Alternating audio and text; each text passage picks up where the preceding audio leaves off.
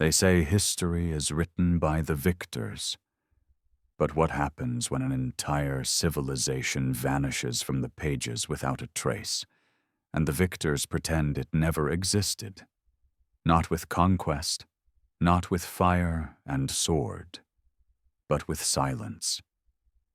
There are buildings scattered across continents, cathedrals, capitals, old-world structures, monuments that whisper of techniques beyond their supposed age. How could they have stood so long, so wide, so advanced, and yet be attributed to a people who, by the books, barely understood electricity?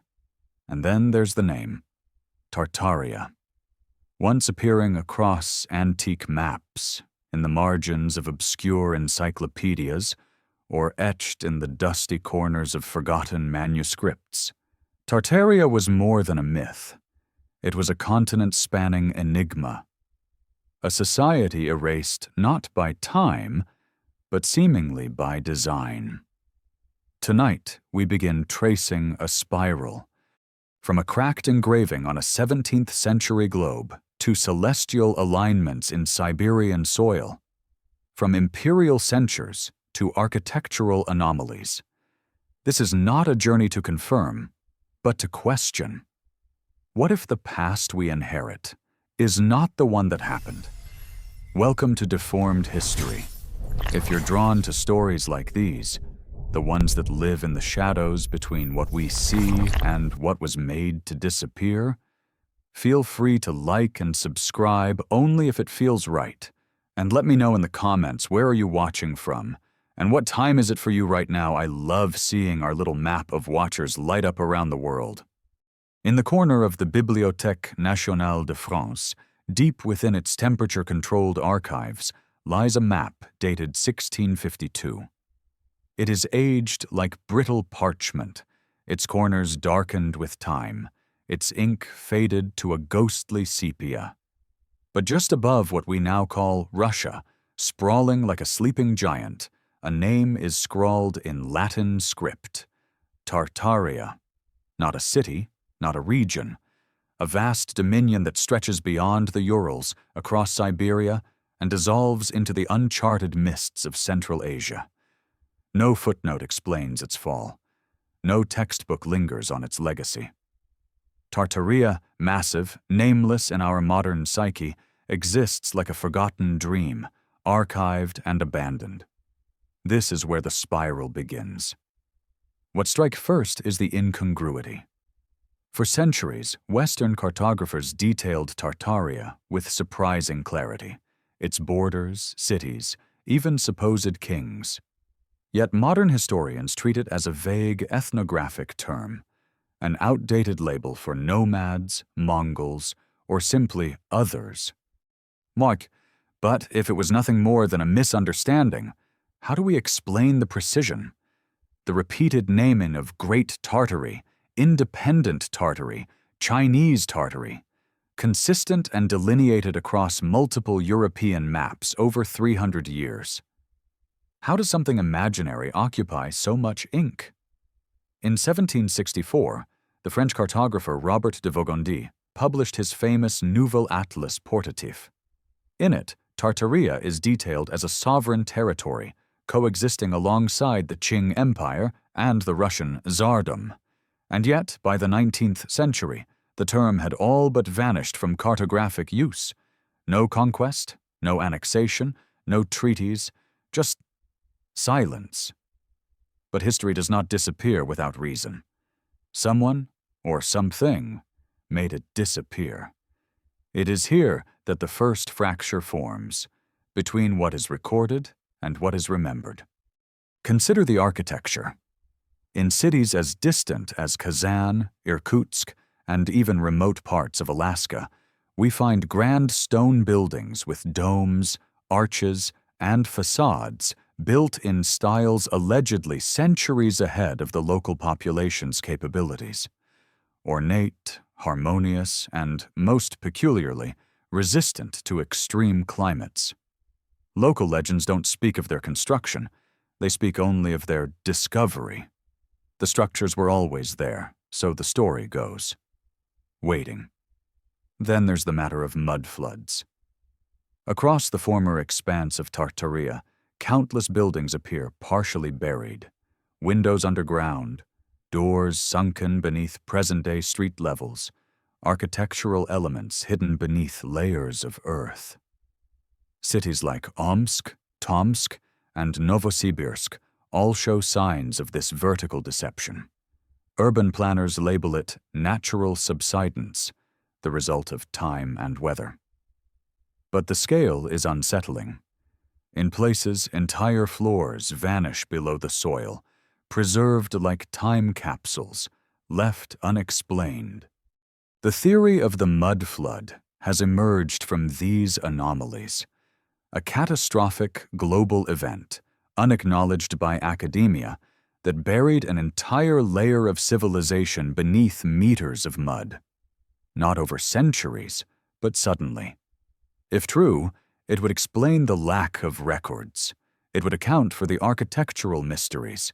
It would reshape our entire understanding of the 18th and 19th centuries. But mainstream science scoffs. No tectonic or climatic event, they say, matches the scope. And yet, the visual evidence remains, all around us, under our feet. In 1811, a traveler named Johann Georgi documented the city of Tobolsk.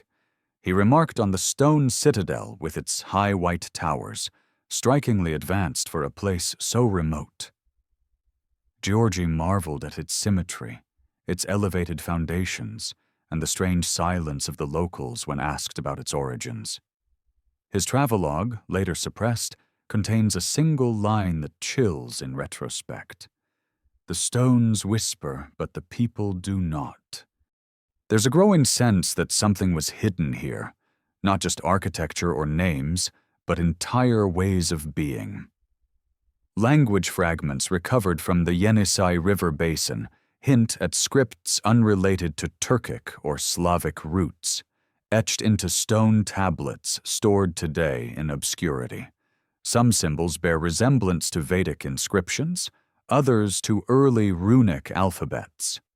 None are recognized by dominant linguistic paradigms. Could Tartaria have been a syncretic civilization? A meeting point of East and West, predating the rise of modern empires? One that left behind not just structures, but ideas about energy, design, governance that threatened the emerging order? And if it did, who decided it had to be erased? There are no answers here, only doorways. Tartaria, whether kingdom or code, real or renamed, stands not as proof, but as provocation. A challenge hurled at the feet of orthodoxy. Because if they could erase an empire, what else have they rewritten? What if the great collapse we attribute to ancient times happened far more recently? The story turns cold now, not metaphorically, but literally, into the frost-bitten desolation of Siberia. Beneath the tundra and the ever-stretching taiga, archaeologists unearthed something both mundane and impossible: star forts. Geometrically perfect bastions, constructed not in stone alone, but in ratios that mirror sacred mathematics. Known as Kremlins in some circles, and Zvyozdnaya Kreposti in others, these star-shaped fortresses dot the Russian landscape in unlikely numbers. And not just in Russia.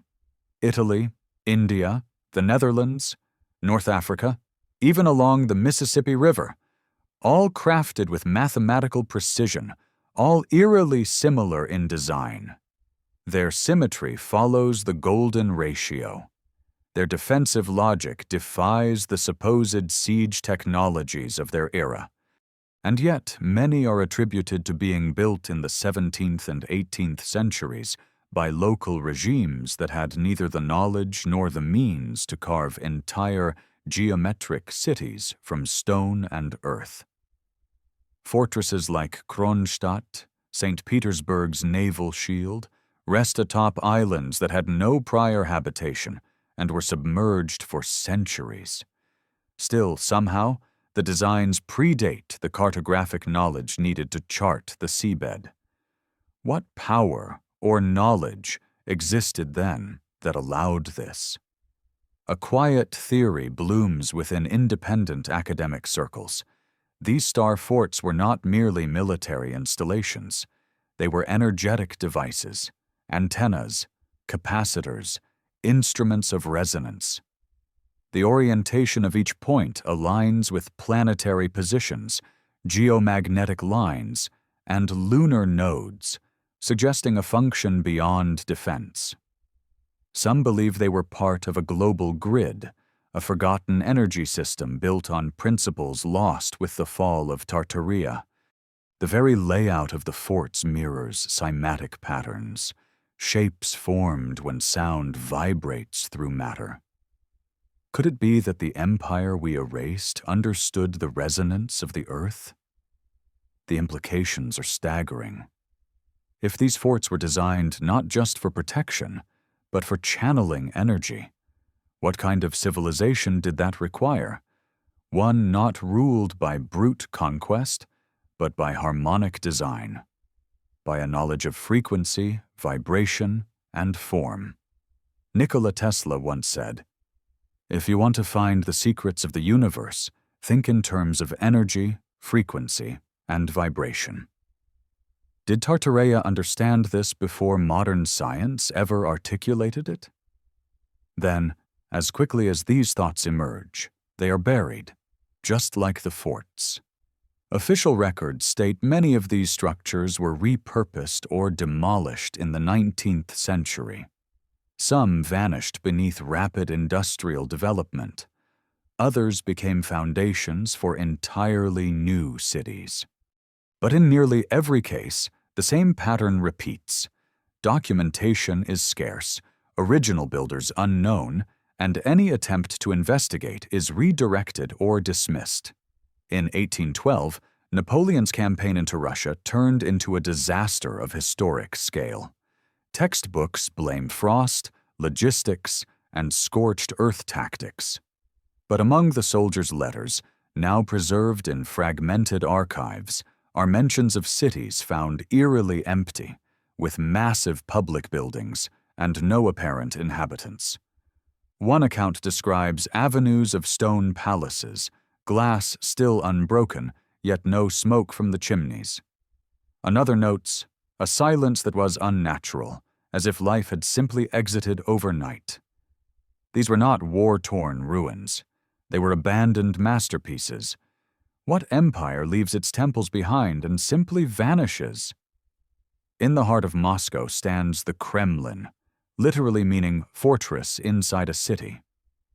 While historians date much of it to medieval Rus, portions of the substructure suggest earlier construction. Stones with no mortar, perfectly interlocked, foundations that extend into layers of sediment inconsistent with local architecture. Beneath it all, an underground network whose true extent remains classified by the Russian state. Was the Kremlin built atop Tartarian remains? Time and again, we see the same behavior: the co-opting of sites, the rebranding of temples into churches, the rebirth of old monuments as state buildings. Across continents, colonizers inherit, not build, their centers of power. The narrative of man's rise is often just the narrative of someone else's fall, written over like palimpsests. The ink of the new never quite masks the ghost of the old. But if Tartaria had star forts, resonant architecture, and possibly a unified design system, why no writing? Why no libraries? There are hints. In the rural Altai region, carved into rock faces, petroglyphs depict not animals or hunts, but machines, cogs, orbits, radiating spirals. No one can read them. They're dismissed as symbolic. Yet their proximity to buried ruins and anomalous foundations raises the question, what if these weren't art, but blueprints? What if the language of Tartaria wasn't phonetic, but geometric? It's a dangerous idea, for history and for power. Because to suggest a civilization rose and fell by principles other than conquest or empire is to undermine the foundations of modern narrative. If harmony, not domination, once structured the world, what does that say about us now? And why did we choose to forget? Or perhaps we didn't choose. Perhaps we were made to forget. In 1854, during the Crimean War, the British photographer Roger Fenton took one of the earliest war photographs in history. A haunting image titled "The Valley of the Shadow of Death." What history books rarely mention is that just beyond the cannonballs and barren hills, buried beneath layers of scorched terrain, lay a ruined city, its name erased from military records. Locals called it Eski Sehir, the Old City. They spoke in hushed tones of ancient walls unearthed by British soldiers, of circular structures with iron-like columns that did not rust, and mosaics that shimmered with no known source of pigment. None of these finds appeared in official reports. Instead, the photographs that reached the West were carefully curated. Death, destruction, valor. Not mystery, not anomaly. And yet, for those willing to look deeper, Eski Sehir is not alone. Across Eurasia, wartime campaigns seem to intersect with places once marked as Tartarian on antique maps. Invasions, revolutions, great fires, and sudden urban renewal projects all cluster over these same geographical zones. Cities like Kazan, Yekaterinburg, and Samarkand suffered massive, unexplained modernizations in the 18th and 19th centuries, often following a suspicious pattern.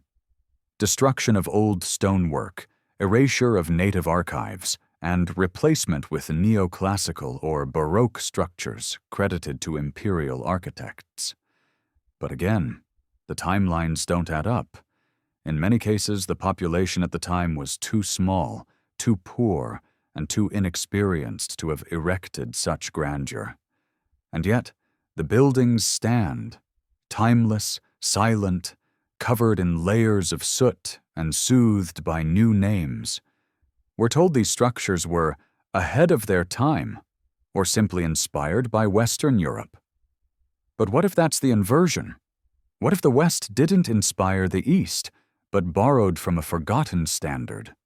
Let's pause at an architectural detail, a common motif across allegedly colonial buildings in remote corners of Russia, Mongolia, and even Alaska. The Greco-Roman column. Doric, Ionic, Corinthian, all names from Mediterranean antiquity.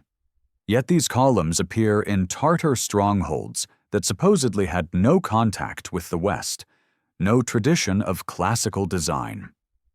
The consistency is uncanny. Their dimensions follow Vitruvian principles. Their placements reflect solar alignments. And in some cases, the material used, stone mixed with magnetic particles, shows no local quarry source. Could these columns have originated elsewhere? Or worse, could the very style we now call classical be a borrowed remnant from Tartaria? If so, then Rome was not the beginning, but a chapter that rewrote the prologue. The mystery only deepens with the study of cathedrals and their so-called onion domes. Standard narratives tie them to Byzantine and Islamic design, yet their electrical properties go largely ignored. Researchers like Dr. Konstantin Mayle have noted that such domes, especially when layered in gold or copper alloy, can act as resonant capacitors, devices capable of interacting with atmospheric electricity. It's speculative, it's fringe, but it's also testable. Was ancient architecture harvesting energy? In 1889, the World's Fair in Paris unveiled the Eiffel Tower, then the tallest man-made structure on Earth. Less known is that the tower's design was initially rejected for being too Tartarian. Early sketches, now hidden in private collections, resemble architectural blueprints from lost Central Asian cities. Gustave Eiffel himself noted that the tower sings in the wind, a phenomenon later linked to vibration harmonics. The structure, though modern, hums with the principles found in domes and towers of the old empire: frequencies, oscillation, vibration. And then, of course, there are the reset events. In city after city, fire becomes the universal eraser. The Great Fire of Moscow, 1812. The Great Chicago Fire, 1871. The Great Fires of Toronto, Boston, Istanbul, San Francisco almost all occurred between the mid-19th and early 20th centuries. Coincidence? Perhaps. But historians now admit many of these fires cleared entire neighborhoods of pre-modern architecture, replacing them with sanitized grids and state-approved designs. Old photographs, sepia, grainy, barely surviving, reveal prior versions of these cities with domes, spires, and star-shaped plazas. Much of it disappeared after the fires. What exactly burned? And more importantly, what was erased in the name of progress? This pattern of fire, erasure, and rebranding mirrors the myth of the phoenix. Death by flame, followed by rebirth. Could it be that Tartaria didn't collapse in the traditional sense? Could it have been buried under the pretext of disaster, only to have its remnants reassembled, renamed, and rewritten? Consider the Library of Congress, established in 1800, rebuilt after being burned in 1814.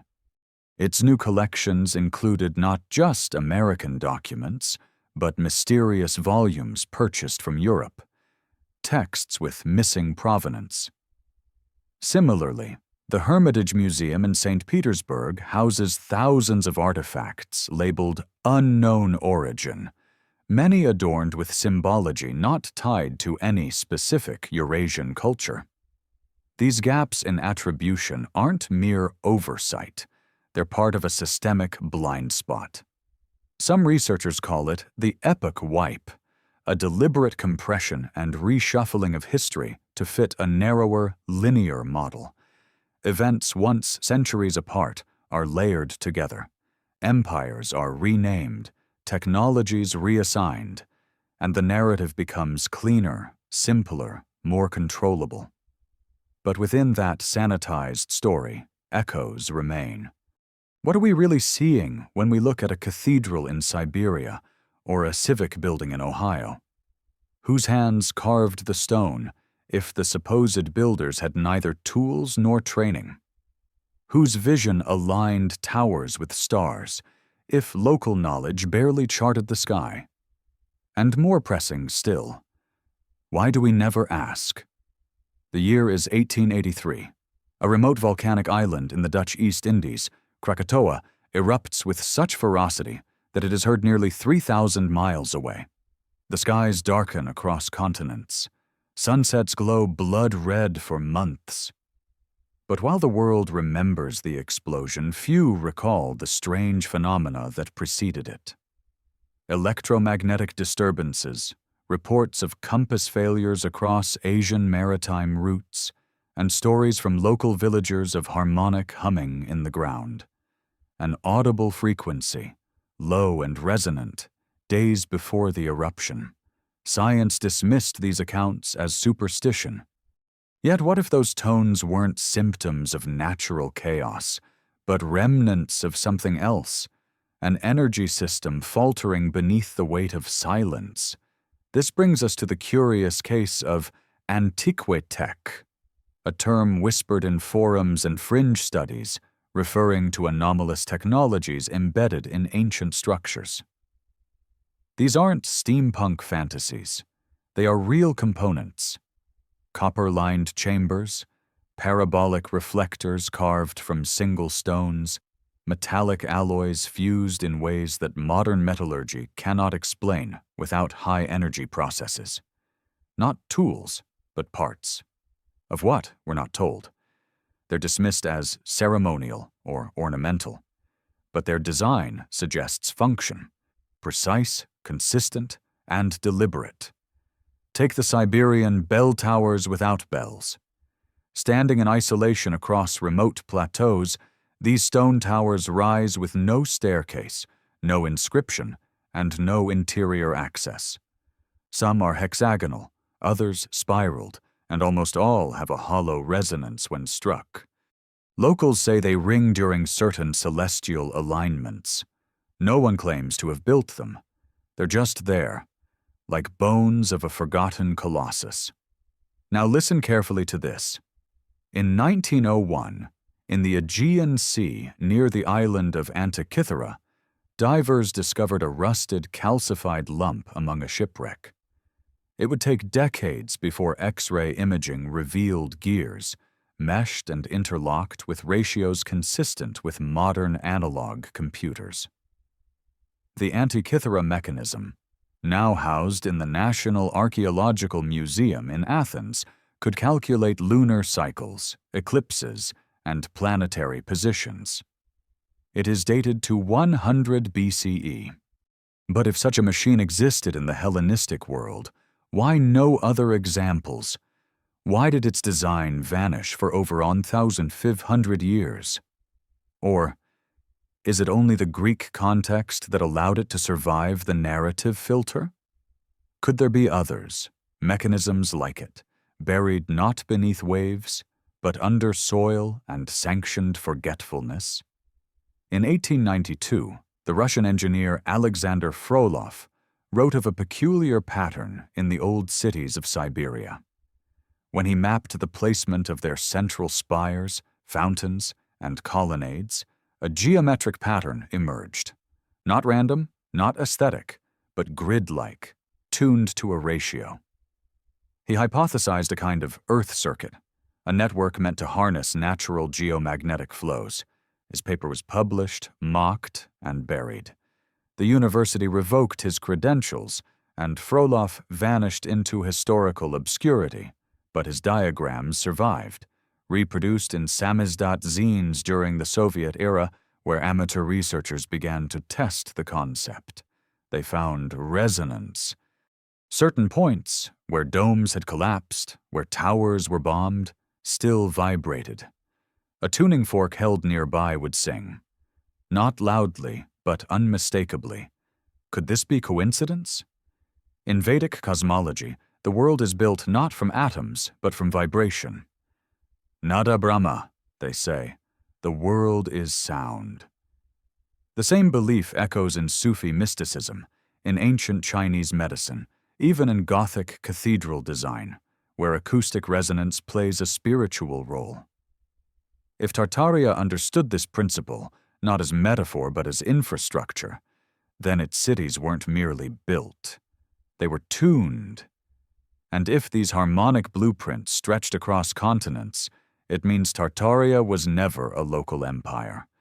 It was a planetary civilization, or at the very least, a network of interconnected knowledge nodes. So why remove it? To control energy is to control power. But to control memory, that is a deeper conquest. You cannot rebel against something you don't remember. You cannot reclaim what was never yours to know. Erasure, then, is the ultimate weapon.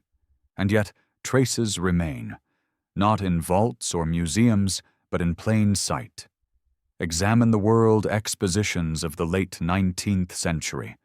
Giant pavilions, electric towers, Ferris wheels, colossal domes, all erected within months, we're told, only to be demolished immediately after. Photographs show massive temporary structures made of stone, glass, and iron, far beyond what timber scaffolds and horse-drawn carts could reasonably accomplish. In 1915, the Panama Pacific Exposition in San Francisco unveiled the Tower of Jewels, 43 stories tall, adorned with over 100,000 cut glass crystals. It shimmered like a prism, reportedly visible for miles. Official accounts say it was torn down in 1916, But where is the debris? Where are the logistical records of its construction? Architectural historian Charles Moffat once wrote, "The exposition looked less like a new vision of the future and more like a memory of something lost." Perhaps he was right. Every world fair recycles this motif, the ancient made new, the miraculous made mundane, and the record immediately forgotten. Could these fairs have been cover stories, masking the unveiling or rebranding of Tartarian architecture? A final performance before deletion? It's an unsettling thought. But it opens a door. What else have we mistaken for spectacle? In the quiet halls of the British Museum, where civilizations sleep under glass and time is flattened into exhibits, there's a room seldom discussed.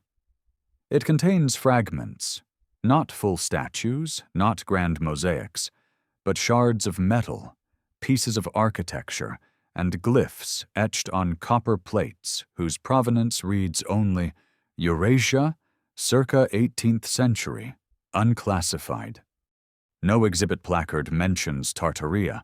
No guidebook offers context. Yet when you compare these fragments with 17th century Tartarian maps, those faded, disputed atlases whispered about in online corners, you find strange alignments. The symbols match. The curvature of certain metallic scrolls mirrors the outline of cities long erased.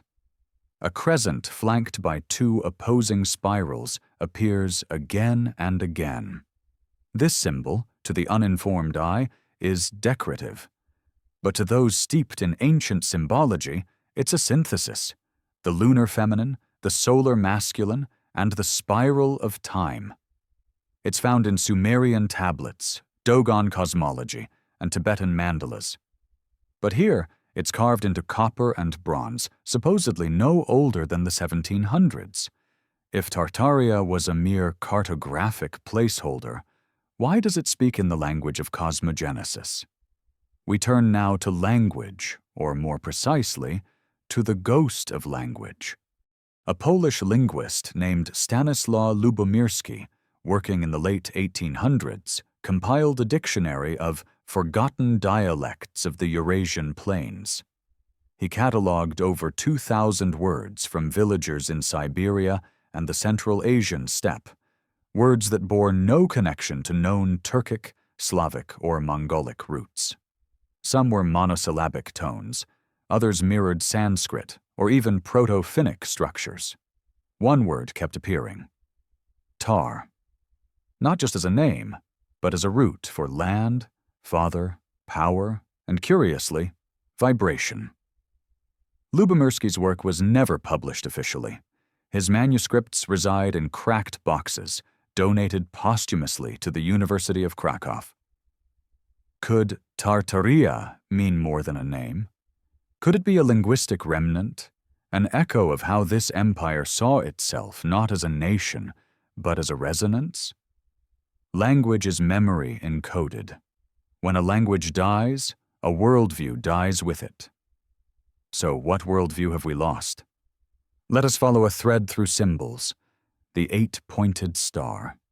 Found on the gates of Babylon, in Islamic geometry, in Gothic cathedral windows, and in countless city layouts once labeled as Tartarian. It is not merely decorative.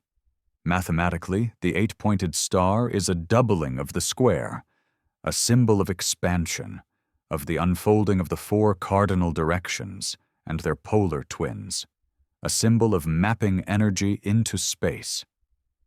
Satellite imagery of cities like Isfahan, Samarkand, and even old Mandalay reveal geometric urban designs rooted in this star. Again, we're told it's coincidence, aesthetic, cultural borrowing. But what if it's legacy? In 1908, in Tunguska, Siberia, a blast flattened 2,000 square kilometers of forest. Scientists blame a meteor, yet no impact crater was found. Locals reported a column of blue light and a thunder that sang, not roared. Trees did not burn. They were stripped and twisted, The shockwave circled the globe twice. Weeks later, geomagnetic readings around the world spiked. Instruments registered anomalies not seen since, and never explained. Was it natural? Possibly. But the resonance of the event, the frequency embedded in its echo, remains unmeasured. Now pause. Picture the terrain of ancient Tartaria, wide, open steppes, massive rivers, mineral-rich soil, a perfect conductor. What if the land itself was chosen for its frequency properties? Just as quartz vibrates under pressure, just as pyramids align with ley lines, perhaps Tartaria, in its prime, was a tuning fork, not of music, but of planetary energy. A civilization designed not for domination, but for calibration. It may sound impossible, but we build on lesser mysteries every day. Wi-Fi, GPS, fiber optics, all once dismissed as fantasy. Our ancestors knew things we've only begun to rediscover. We find their relics and call them curiosities. We frame them as outliers, exceptions, anomalies. We ignore the pattern. But the pattern is the story. Consider the Bosnian pyramids, contested, ridiculed, yet radiating measurable ultrasound frequencies from their inner chambers. Or the Baghdad Battery, a 2,000-year-old clay jar capable of producing a mild electric charge. These are not singularities. They're survival, fragments of a narrative we no longer speak. There's another whisper, a symbol traced not on paper but in time itself. The reset. Every few centuries the world reshuffles, cultures vanish, flood myths re-emerge, calendars restart. The Maya, the Sumerians, the Vedic yugas, all speak of cycles, not just of time, but of memory. The Great Year, the 25,920-year cycle of precession, suggests that knowledge itself ebbs and flows. Tartaria may have been the crest of such a wave, a civilization riding high on the harmonic resonance of the earth. And then, the trough, the mud, the fires, the forgetting. But who orchestrated the fall? Not nature alone. Cataclysms explain ruins. They do not explain silence. There's evidence, fragmentary, controversial, yet persistent, of coordinated efforts in the 19th century to rewrite history. The Gregorian calendar reform, the sudden explosion of standardized school systems, the mass printing of approved textbooks, the classification and sealing of ancient archives. In Russia, under Peter the Great, and later Catherine, old monasteries were emptied of scrolls. In China, during the Qing dynasty, entire historical schools were purged. In Europe, the Enlightenment brought reason, but also regulation. All across the world, at roughly the same time, the past was retold. Why? And more provocatively, what was it trying to prevent us from remembering? In the Grand Hall of St. Petersburg's Kunstkamera, a museum often overlooked despite being Russia's oldest, there lies a collection labeled simply as ethnographic anomalies. Among the exhibits is a strange object, a polished orb of an unknown alloy, dark like hematite but lighter than aluminum, engraved with concentric circles and rays that seem to spiral inward. No one knows where it was found. The tag reads Northern Territories, 1807, but the record is incomplete. Scholars have proposed it's decorative. Some say a cosmogram. Others whisper that it behaves oddly under certain frequencies, that it hums when exposed to low-frequency sound waves, though these claims are officially unverified. And yet, similar objects have surfaced elsewhere.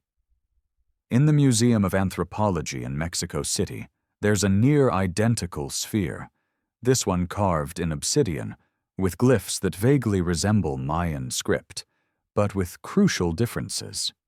A few researchers have tried to decode them and failed. The language doesn't fit any known linguistic tree. It's as if the same symbol system drifted between continents, echoing a deeper, shared memory.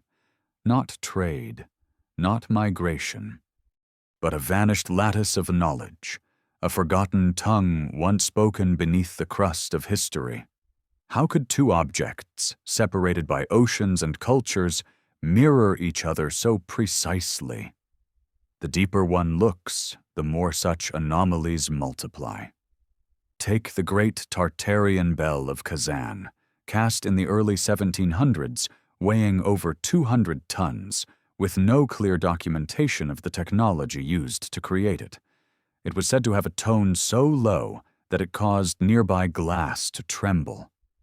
When the Russians captured Kazan, they broke the bell into pieces and melted it down, officially for reuse.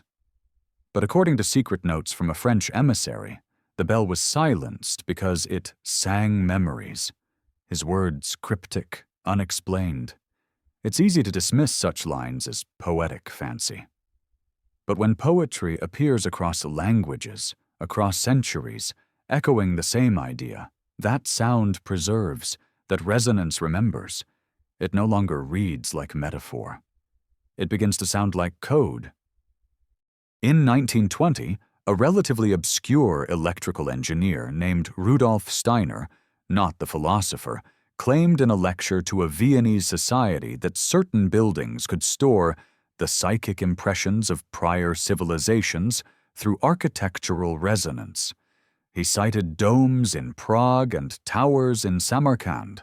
No one took him seriously, but modern researchers studying acoustic architecture now admit that form affects memory. Buildings with specific proportions can enhance echo, channel sound in spirals, even cause vocal harmonics to hover unnaturally. The ancient world built with these principles. Our world forgot them. But what if Tartaria never did? In satellite images of Central Asia, new patterns emerge, shapes too precise for erosion.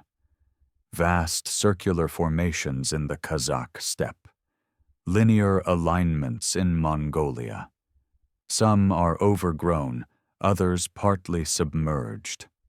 Remote sensing technologies, LiDAR, infrared, reveal even more. Underground chambers, corridors, chambers shaped like spirals, some arranged in Fibonacci patterns. The state calls them natural formations. But when did nature begin arranging spirals according to divine proportion? We are not just dealing with lost cities. We're dealing with a worldview that placed harmony above hierarchy, one that designed systems, not just buildings, to resonate with Earth's energy, to amplify life instead of exploiting it. A culture whose architecture was not inert, but alive. And therein lies the danger. Because if such a system were remembered, it could disrupt our present, not by war, but by contrast. Imagine a society with no need for petroleum, because it harnesses subtle energies from the ground and air. No central banking, because energy itself was decentralized. No rigid hierarchies, because the highest knowledge was open source, inscribed in patterns, embedded in public space, taught not through schools, but through sound and form. What would that reveal about the world we've built instead? The suppression would not need to be conspiratorial in the classic sense. It could be systemic. In every generation, anomalies get discarded, relics are reclassified, researchers ridiculed. Museums quietly close certain wings, universities reduce departments to footnotes. And yet, despite this inertia of forgetting, the pieces keep rising, like seeds pushing through concrete. Consider the phonograph cylinders of the 1890s, where rural Russian communities recorded lullabies in what they called starogolos, or old tongue. These recordings, digitized by a handful of folklorists, contain cadences that match not Russian meter, but Sumerian poetic rhythm. Linguists brush it off as coincidence. But what if oral memory lingers longer than we think? What if song is the last repository of a civilization lost? Then there's the most curious absence of all: the missing years.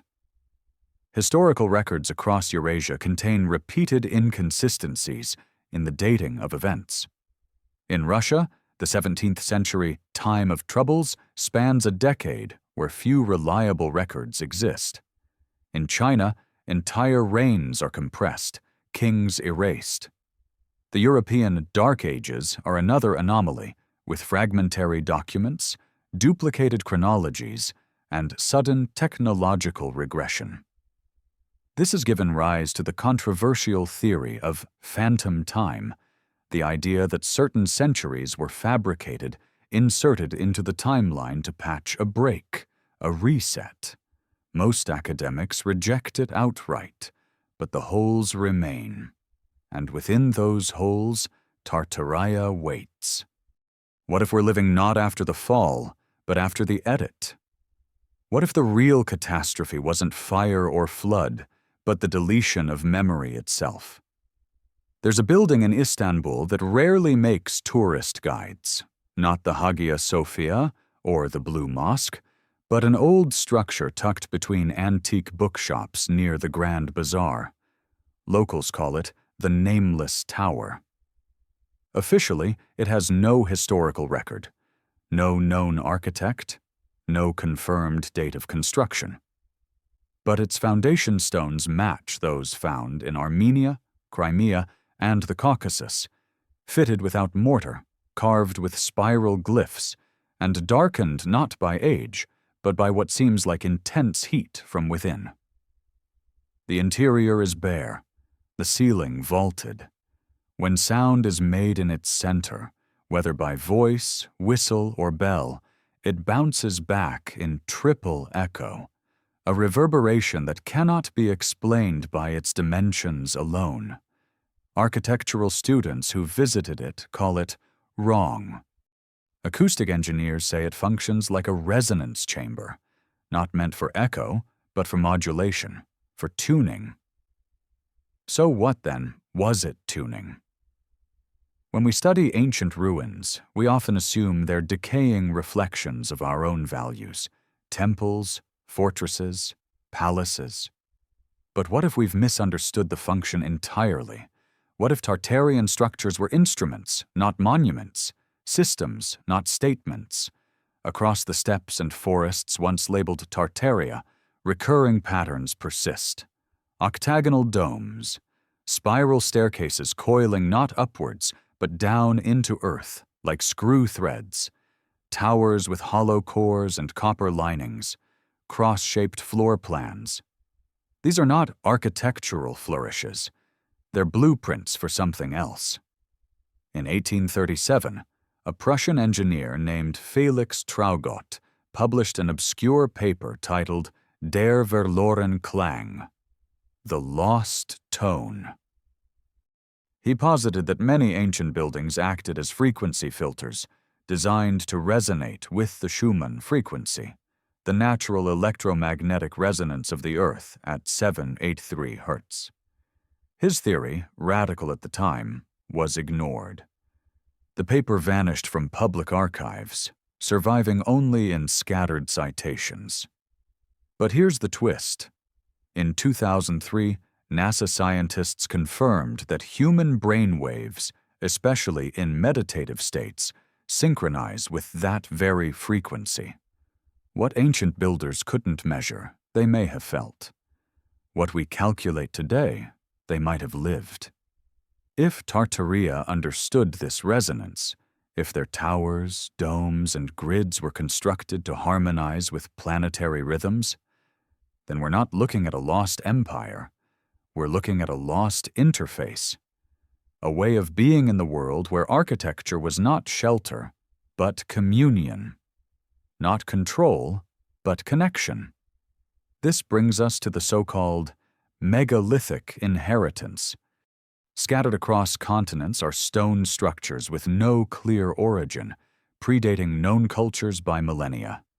The dolmens of the Caucasus, the menhirs of the Altai, stone circles in Uzbekistan and Kazakhstan, aligning to solstices and lunar nodes. Mainstream archaeology dismisses them as primitive ritual sites.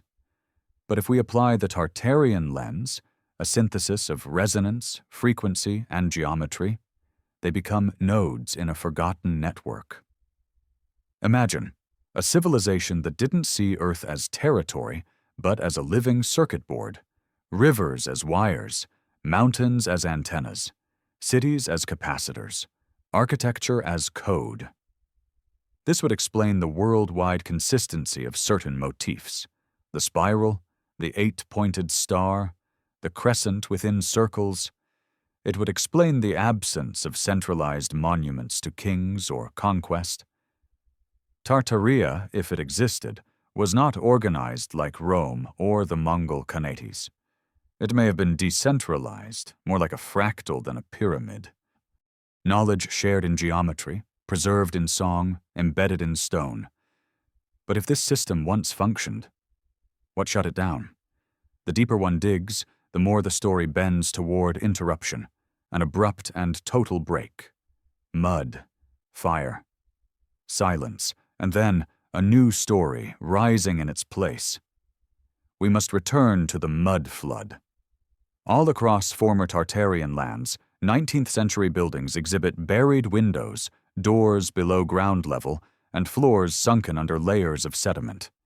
In some cases, excavations reveal entire lower stories, once open to air, now entombed.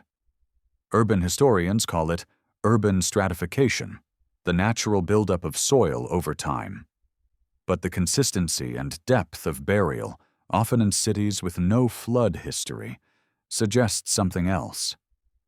A sudden, continent-spanning deposition event.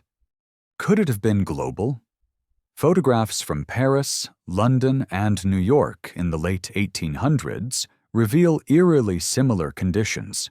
Streets being dug out, foundations already buried, architecture older than its official records. In the U.S., cities like San Francisco, Seattle, and Chicago underwent regrades, massive earth-moving operations to raise street levels, allegedly for infrastructure.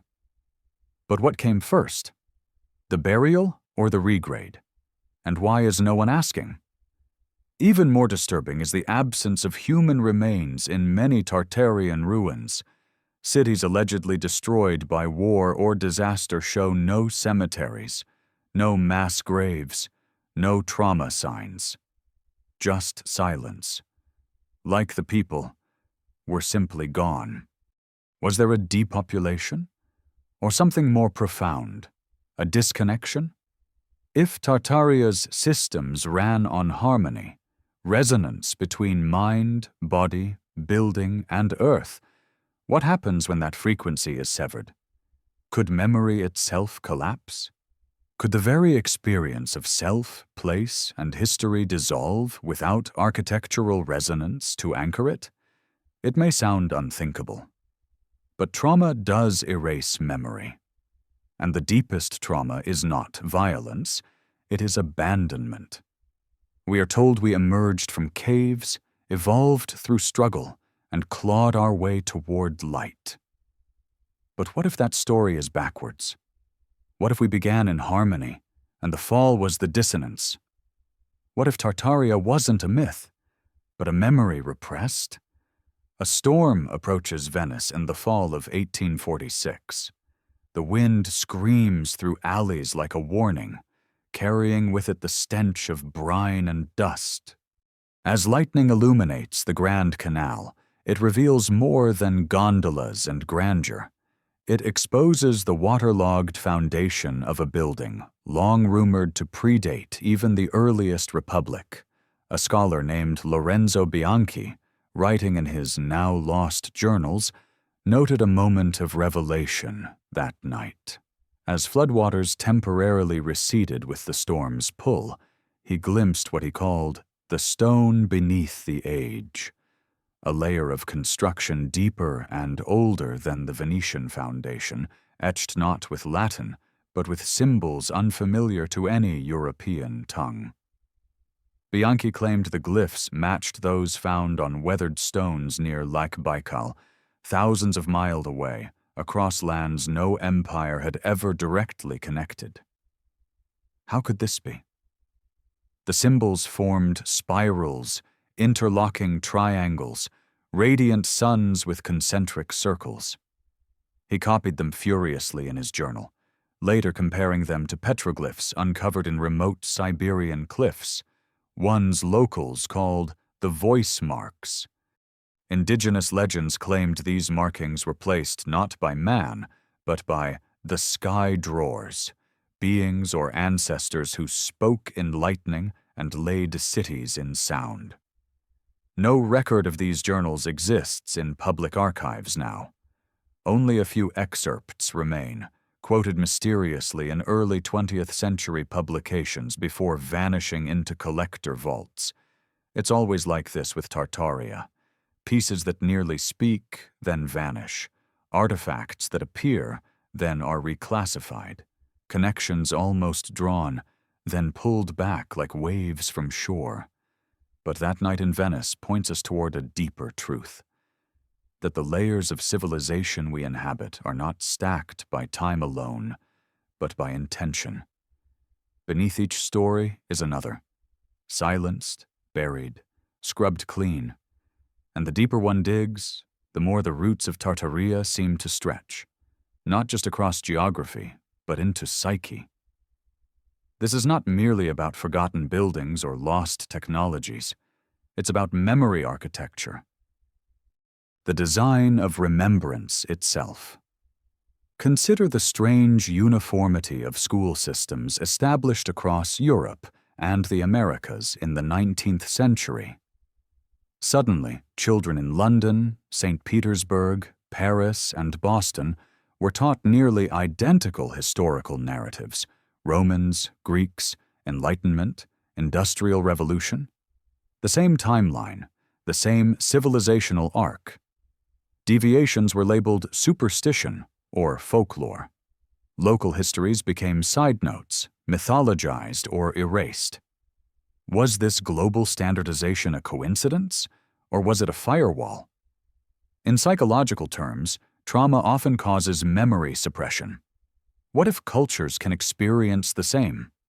What if the reset wasn't just a physical erasure, but an epistemic one? The wiping of not just buildings, but belief systems? We're taught to see civilization as linear, primitive to advanced, hunter-gatherer to Silicon Valley. But this model has always strained beneath the weight of its contradictions. How do you explain precision-cut stone in Puma Punku, or ancient batteries in Baghdad, or the 120-ton stones of Baalbek, moved without explanation? These aren't footnotes, they're faults in the foundation. And now, here's where it coils back to Tartaria. There's a pattern to the disappearance. Each major civilization reset, whether marked by flood, fire, or famine, is followed by sudden technological stagnation. A drop in architectural ambition, a loss of cosmic alignment in city planning, an abandonment of sacred geometry. Tartaria, by contrast, seems to have done the opposite. Everything points to it being a civilization in crescendo, structures aligned to stars, domes that resonated, maps of cities shaped like mandalas. It was as if they built not just for utility, but for memory resonance. Constructs meant to echo forward through time. Buildings that hummed with forgotten frequencies. Grids designed to carry not just people, but intention. We should consider, then, that Tartaria was not merely destroyed, but overwritten. And this brings us to photography, the new eye of empire. In the late 1800s, explorers, surveyors, and early photographers fanned out across the globe under banners of science and empire. They carried glass plates and tripods into jungles, deserts, tundras. But what did they really capture? Not progress, not industry. Ruins.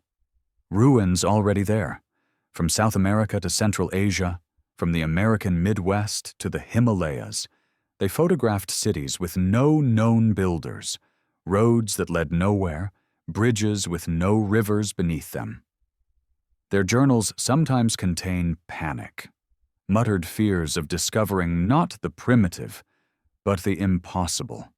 Accounts tell of staircases carved into mountainsides with no summit, doorways suspended in sheer cliffs, archways opening to nothing. They called them outliers, curiosities, but never evidence, and when they returned, their findings were curated. Some images published, others withheld. The ruins were catalogued as pre-modern, or ritualistic, or natural. The narrative was saved. But saved from what? If Tartaria was real, if it truly spanned continents, harmonized earth frequencies, and elevated consciousness through architecture, then its very existence nullifies the prevailing myth of human ascent from darkness. It suggests the inverse, that we've fallen and been taught to call it progress. So we come to a question that hangs heavier than any artifact. What if we are the ruins? What if our modern world is not the pinnacle, but the rubble of something greater? Washed clean, rebuilt, and filled with stories too neat to question. In the winter of 1913, on the windswept plains of Manchuria, a young Japanese cartographer named Taro Sakamoto stumbled upon what he thought were the ruins of a fortress. Half buried, frozen beneath layers of snow and silence. But as he drew closer, what emerged from the drifted white wasn't a fort. It was a gateway, 12 meters tall, shaped like an arch, with pillars flanking each side, etched in a language no local tribe could identify. Its capstone bore a relief of concentric rings, the outermost adorned with stars, and a center spiral that dipped inward, like a whirlpool frozen in stone. Sakamoto took sketches, measurements, even etchings of the glyphs. His records were forwarded to the Imperial Academy in Tokyo, and never seen again. All that remains is a photograph in a forgotten box at the National Diet Library, a grainy black and white showing the arch half reclaimed by Earth. No scholarly reference exists. No satellite image pinpoints its coordinates today. Yet that single structure tells a deeper story than 1,000 textbooks. It is not an isolated anomaly. From Korea to Siberia, from the Kamchatka Peninsula to Alaska's interior, similar gates appear, always in the most remote of places, always attributed to no known culture, and always built from stone too massive to be local. Indigenous stories speak of these places as star doors, thresholds not to other lands but to other times, a concept that, to the modern mind, feels mythic. But what if myth is memory encoded in symbol? What if Tartaria did not just span space, but folded time? The idea is not new. Many indigenous cosmologies see time as cyclical, not linear. The Hopi, the Vedic Yugas, the Mayan Baktuns, all propose ages that rise and fall like breath, not a single march forward. Modern physics, too, bends to this spiral.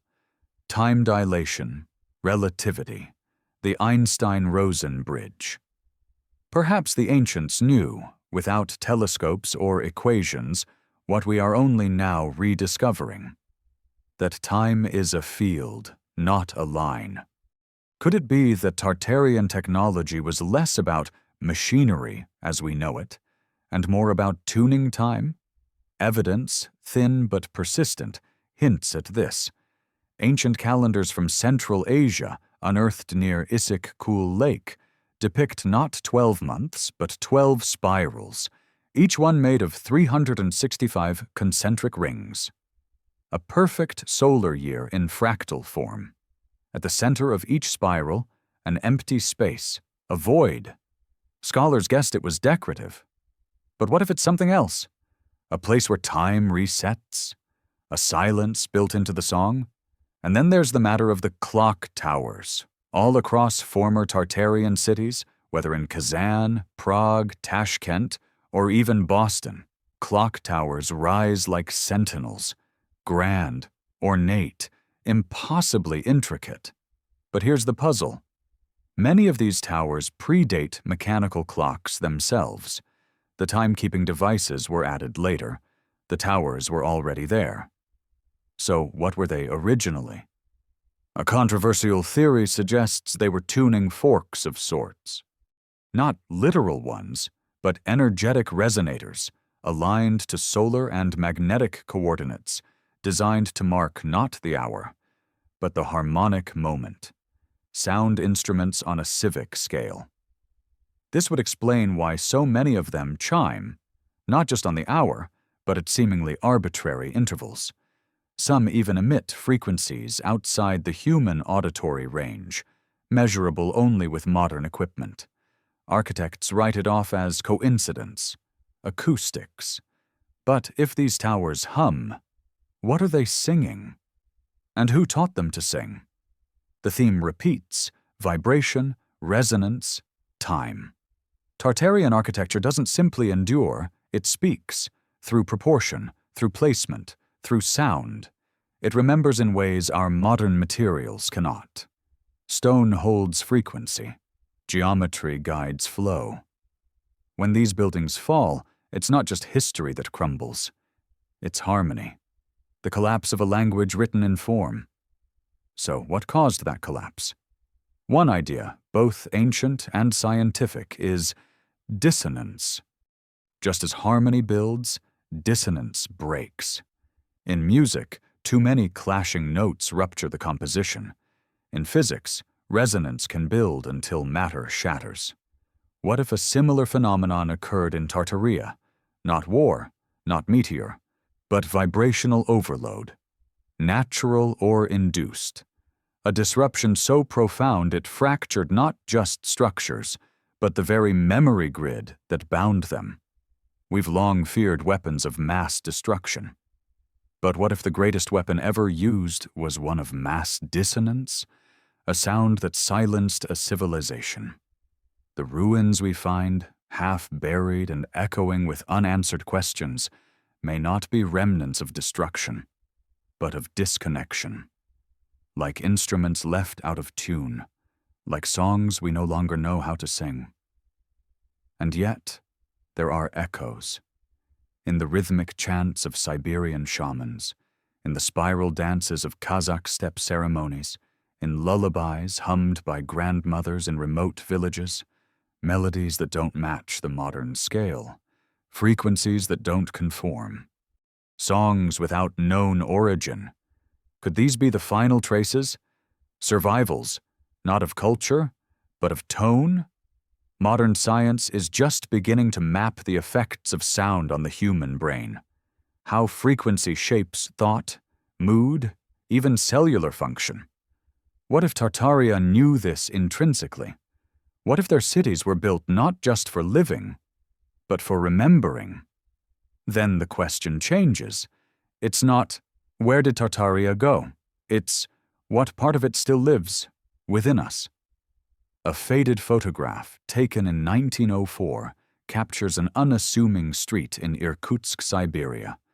Horse-drawn carriages line the cobbled road, and in the background stands a building unlike any other, a structure with multiple domes, towering arched windows, and reliefs depicting what appear to be constellations. The building is not a church, not a mosque, not a palace. It is labeled in shaky handwritten script on the back of the photograph as Electricidad Central Tartar, 1891. That's Spanish, in Siberia. For a building whose architectural style echoes no known Russian template, The photo's origins are disputed. Some say it was staged, a mistake, a forgery. But the building itself was real, referenced briefly in a French traveler's journal published in 1906, where he describes entering a public house of light that seemed to function without any visible fuel source. He speaks of glass rods glowing blue and a soft humming that made his skin vibrate. The building no longer exists. Officially, it burned in a warehouse fire in 1910. Not a single blueprint remains. But again, it's not the loss that speaks, it's the pattern. Structures like these appear in photographs across the world between 1850 and 1920. They defy classification. Power stations that look like cathedrals, greenhouses with domes of leaded glass and copper piping buried beneath, libraries that bear inscriptions in no known language, later sand-blasted and re-etched. One by one, these buildings vanish, often after accidental fires, urban renewal, or war. Their architectural signatures match: massive domes, spires that taper to metallic points, copper or gold leafing at nodal intersections. These are not coincidences. They are fingerprints, and their disappearance is surgical. This brings us to the concept of mudflood architecture, a term coined not by academics, but by urban explorers and amateur historians combing through the basements of old buildings in St. Louis, Budapest, Tbilisi, Harbin, and Melbourne. What they find, time and again, are lower levels buried in earth. Windows fully intact beneath street level, doorways leading to mud. In some buildings, ornate tiled floors and even staircases vanish beneath what city records claim was natural ground. But why build a window below ground? Why carve stone molding, cornices, or decorative columns where no one was meant to see? The answer, many argue, is simple. These floors weren't always buried. Photographic and written evidence from the 19th century shows entire districts being dug out, streets lowered, buildings excavated. In Seattle and San Francisco, this is publicly acknowledged. Yet the reasoning offered is always functional: sewer upgrades, flood mitigation, modern infrastructure. But the frequency, scale, and alignment of these alterations suggest something more: a reaction to a catastrophe that no one officially acknowledges. Was there a global inundation? A literal mudflood? Or was this sedimentation the physical byproduct of something else? An energetic event? An atmospheric change? A collapse of frequency-based architecture that triggered material destabilization? In Nikola Tesla's less-known writings, he speaks of the Earth as a conductor of a musical resonance.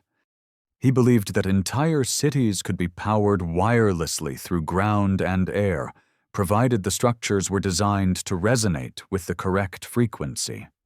His Wardenclyffe Tower was never completed, its funding pulled, its materials repurposed, its story buried. But what if Tesla wasn't inventing? What if he was remembering?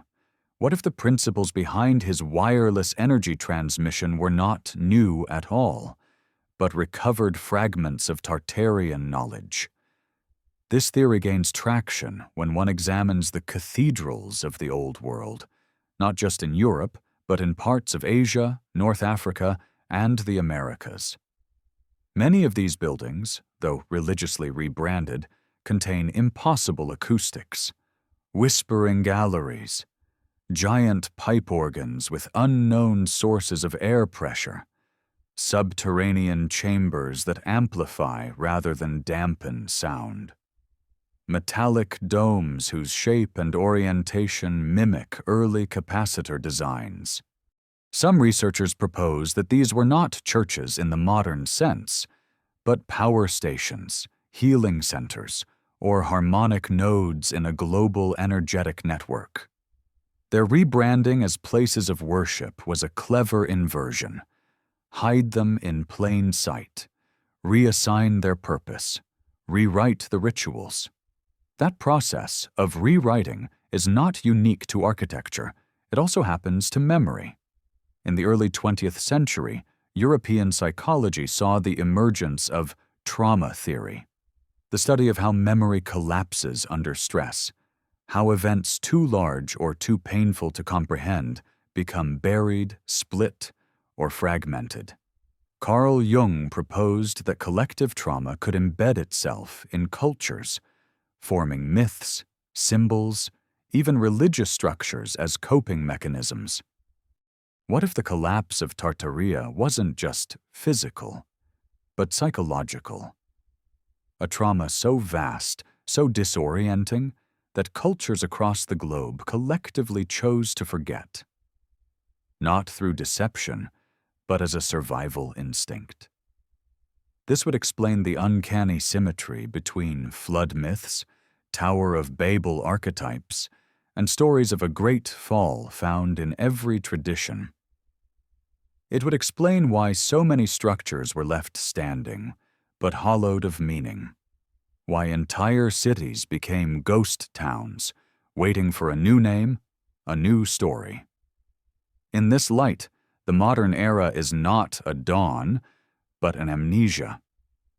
We emerged from the mud not with clarity, but with a blank page and a pen held by others. But what if the page isn't fully erased? What if we can still read the impressions beneath, in the quiet corners of forgotten archives, in the hum of buried stone, in the symbols etched into copper spheres, in the vibrations of old songs? Perhaps the past is not gone. Perhaps it's just misfiled, waiting. The attic of an abandoned villa in Porto, Portugal, collapsed during renovations in 1998. Beneath broken beams and mold-eaten floorboards, workers found a chest sealed in iron straps and wrapped in oilcloth. Inside, maps. Not just one or two, but dozens. Hand-drawn, many in ink turned red with age, depicting a world both familiar and foreign. Eurasia was there, as was Africa, but dominating the upper center of nearly every parchment was a vast territory labeled Tartaria Magna. Cities named Veliki, Yarkand, and Asgara were marked with star symbols. Rivers ran in impossible directions. The North Pole wasn't ice, but land, ringed by mountains and dotted with lakes. The discovery was not publicized. One of the workers took photos and posted them online anonymously years later. Most were dismissed as fakes, hoaxes, digital forgeries. But a few map historians, those who had seen similar cartographic ghosts in Jesuit libraries or obscure Polish collections, recognized familiar traits. The calligraphy, the measurement grids, the marginal notes written in Latin, and an unidentified script. Could these maps be echoes of a geography we no longer teach? It's not the first time maps have contradicted modern knowledge. The Piri Reis map of 1513 showed the coast of Antarctica centuries before its discovery. The Mercator maps referenced Hyperborea, a landmass near the pole, now absent from modern globes. So why, when maps reference Tartaria, are we told they were simply misinformed guesses? Cartography is not just a science. It is a worldview rendered in ink. And when the worldview changes, so do the maps. Throughout the 17th and 18th centuries, maps of Tartaria were created and circulated widely, not just in Europe, but in China, Persia, and India. Jesuit scholars in Beijing corresponded with French cartographers about Tartarian cities and the peoples within. Some referred to them as technologically advanced, strangely mathematical in their habits, and others called them gentle pagans who spoke in geometries. These are not the descriptors of Mongol nomads. Something doesn't add up. But by the mid-1800s, Tartaria vanished from maps entirely. No war, no treaty, no historical event recorded to explain the erasure. Instead, a rewriting occurred. Tartaria became Siberia, Manchuria, Central Asia. The ethnic groups once called Tartars became fractured into smaller tribes: Uzbek, Kazakh, Buryat, Kyrgyz. A tapestry unraveled and rewoven with new labels, new borders, and the name Tartaria, reassigned as a medieval term, outdated and irrelevant, a linguistic fossil. But what if that's not what happened? What if this was not evolution, but deletion? Consider the concept of the Great Exposition Reset, a term coined by researchers studying the remarkable synchronicity of global world's fairs from 1851 to 1915. London, Paris, Chicago, St. Louis, San Francisco, each held massive fairs within this window, showcasing new technologies, new architectural wonders, and new cultural narratives. But many of these cities had just undergone strange fires, massive regrading, or unexplained demolitions of old districts. And here's the curious part: the buildings of the expos themselves. These were massive stone and iron structures, palaces, towers, domes, allegedly built in under 2 years and torn down immediately afterward. Eyewitness accounts describe the buildings as already weathered, as though they were not built but revealed, uncovered, reused. Could the expos have been, in part, a global rebranding campaign, a show of power, a spectacle to announce the beginning of a new world order built atop the bones of the old? During the 1893 Chicago World's Fair, for example, electricity flowed wirelessly. A 700-foot tower projected light without cables. The public marveled. But afterward, the tower was dismantled, its designs forgotten. Nikola Tesla, who demonstrated similar technology, was bankrupted, his lab burned. The shift to centralized wire-based power began almost immediately after. Was this the moment the harmonic infrastructure of Tartaria was buried for good? If the old systems relied on resonance, geometry, and decentralized energy, then the new world, industrial, hierarchical, fossil-fueled, could not coexist. One had to go, and history would ensure only one remained visible.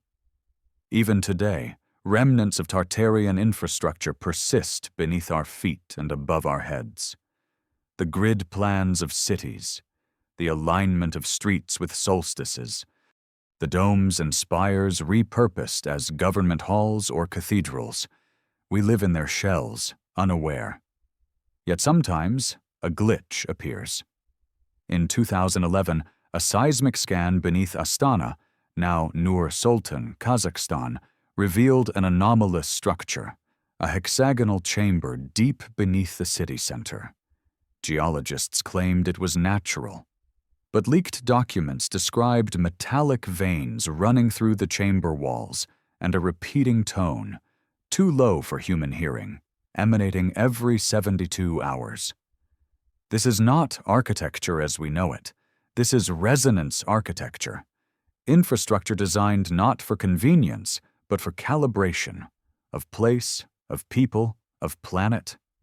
And if Tartaria understood that, then what they built was not just physical, it was psycho-spiritual. It aligned bodies, minds, and earth into coherence, and that coherence, deliberate, healing, subversive to empire, had to be dismantled. So where are we now? Living among ruins we mistake for progress, navigating cities built on forgotten ley lines, breathing in dissonance shaped like convenience, surrounded by structures that once sang, now mute. But occasionally, under the right sky, at the right moment, the old frequency leaks through. A dream of domes, a song in the stone, the echo of a world not lost, but waiting. There is a library in Uppsala, Sweden, Carolina Rediviva, where a strange manuscript sits locked behind glass.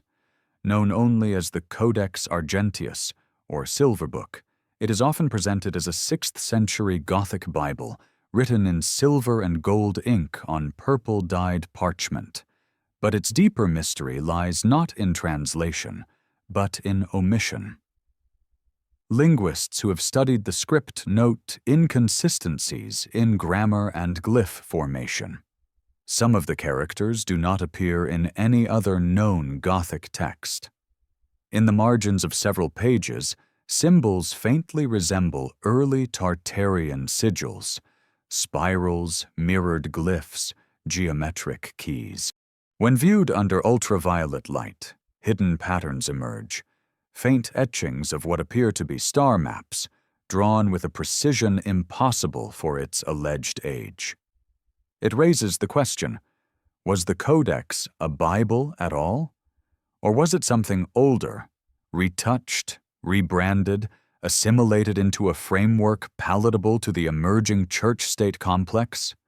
One designed not just to convey faith, but to overwrite memory. Throughout the 18th and 19th centuries, Europe underwent a massive archival purge. Libraries were centralized, private collections seized, books rewritten, burned, replaced. The Vatican Library alone absorbed thousands of texts from fallen cities, dissolved monasteries, and shuttered universities. And in nearly every case, the documentation around these acquisitions vanished. Titles, origins, languages, lost. The knowledge wasn't destroyed, it was simply reshelved, much like the buildings. Just as structures were rebranded, cathedrals from healing halls, towers from conductors, so too were texts. What once may have recorded resonance, geometry, or cosmological calibration became hymnals, allegories, and legends. This is not speculation. It's visible in the palimpsests, parchments reused, scraped clean, and rewritten, yet still bearing the ghost of earlier words. Many bear diagrams, not sentences. Circular tables, interlocking wheels, lattice forms. They resemble modern circuit diagrams or harmonic oscillators more than prose. But when such discoveries arise, they're filed under proto-scientific mysticism or dismissed as monastic doodles. But what if those diagrams weren't science fiction? What if they were manuals, instructions for interfacing with a world structured not by entropy, but by frequency? It's in this context that we must revisit a place long shrouded in myth, Mount Kailash in Tibet.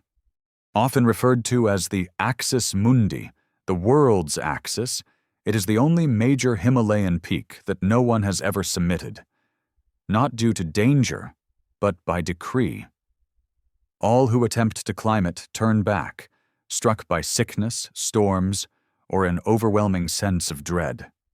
Satellite images show something astonishing. The mountain's contours form a near-perfect pyramid. Its slopes align with the cardinal directions. Its geometry mirrors that of sacred structures from Giza to Teotihuacan.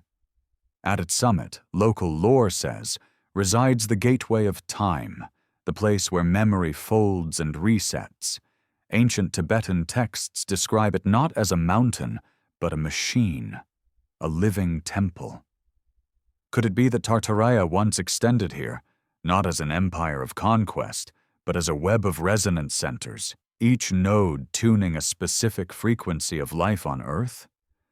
Could Mount Kailash have been the central oscillator, the crown of the grid? There is no proof, but there are echoes.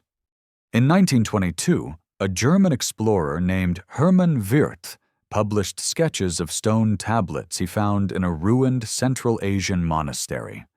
He claimed they were part of an ancient writing system, symbolic, geometric, flowing like water. He called it Urschrift, the original script. Mainstream linguists mocked him. His funding was cut, his work suppressed. Yet the glyphs he copied resemble the markings found on so-called Tartarian tablets excavated from the Dniester region of Eastern Europe.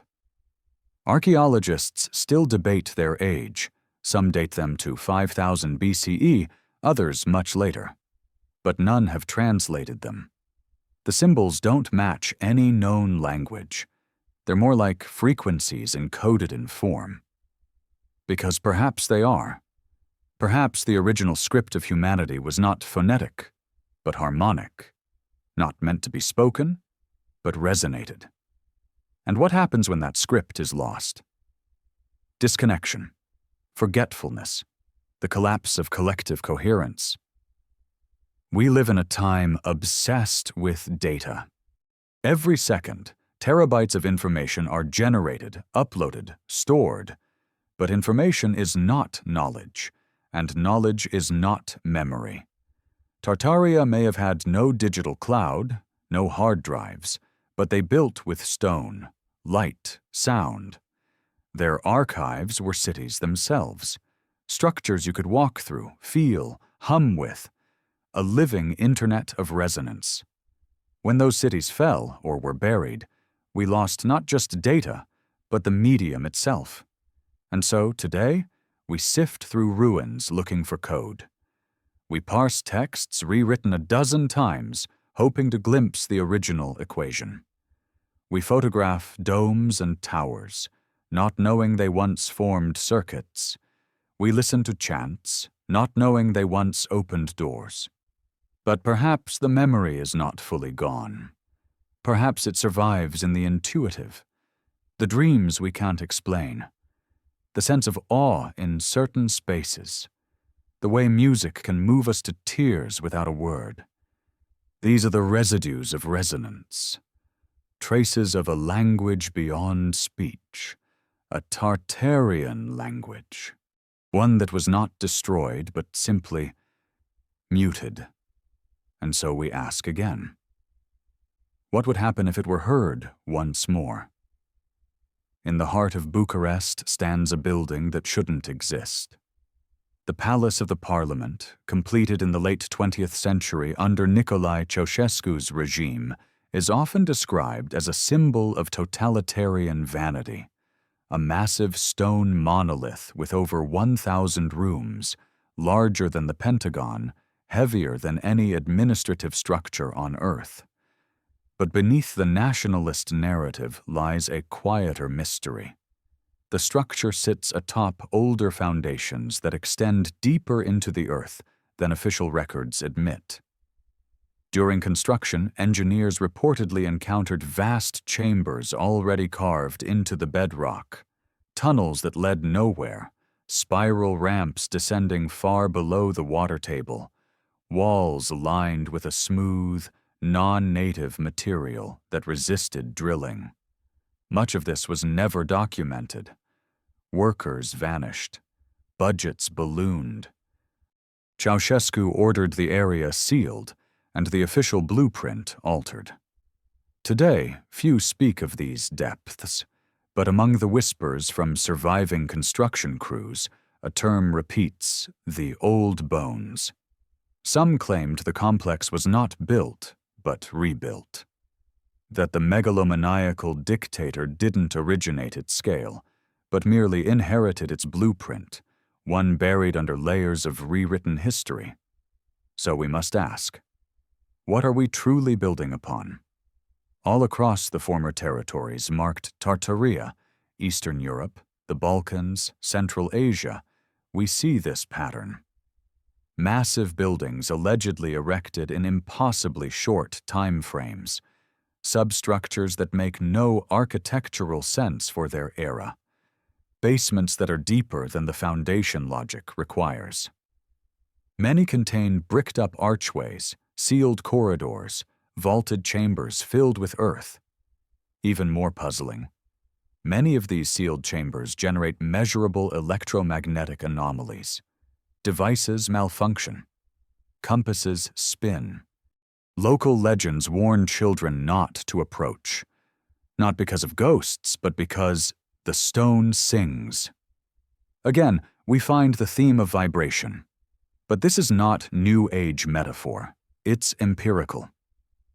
Certain stones, especially those rich in quartz or ferromagnetic material, do in fact respond to environmental frequency.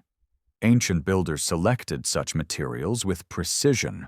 Dolmens, megaliths, and temples across the globe display the same property: acoustic amplification. And yet, modern construction ignores it. So what knowledge was lost between then and now? Let's step outside architecture and into cosmology. The zodiac is considered an archaic system: 12 signs, seasonal influences, mythic archetypes.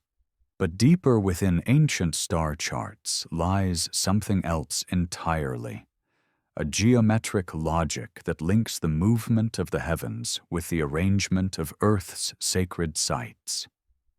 This is known as astrocartography.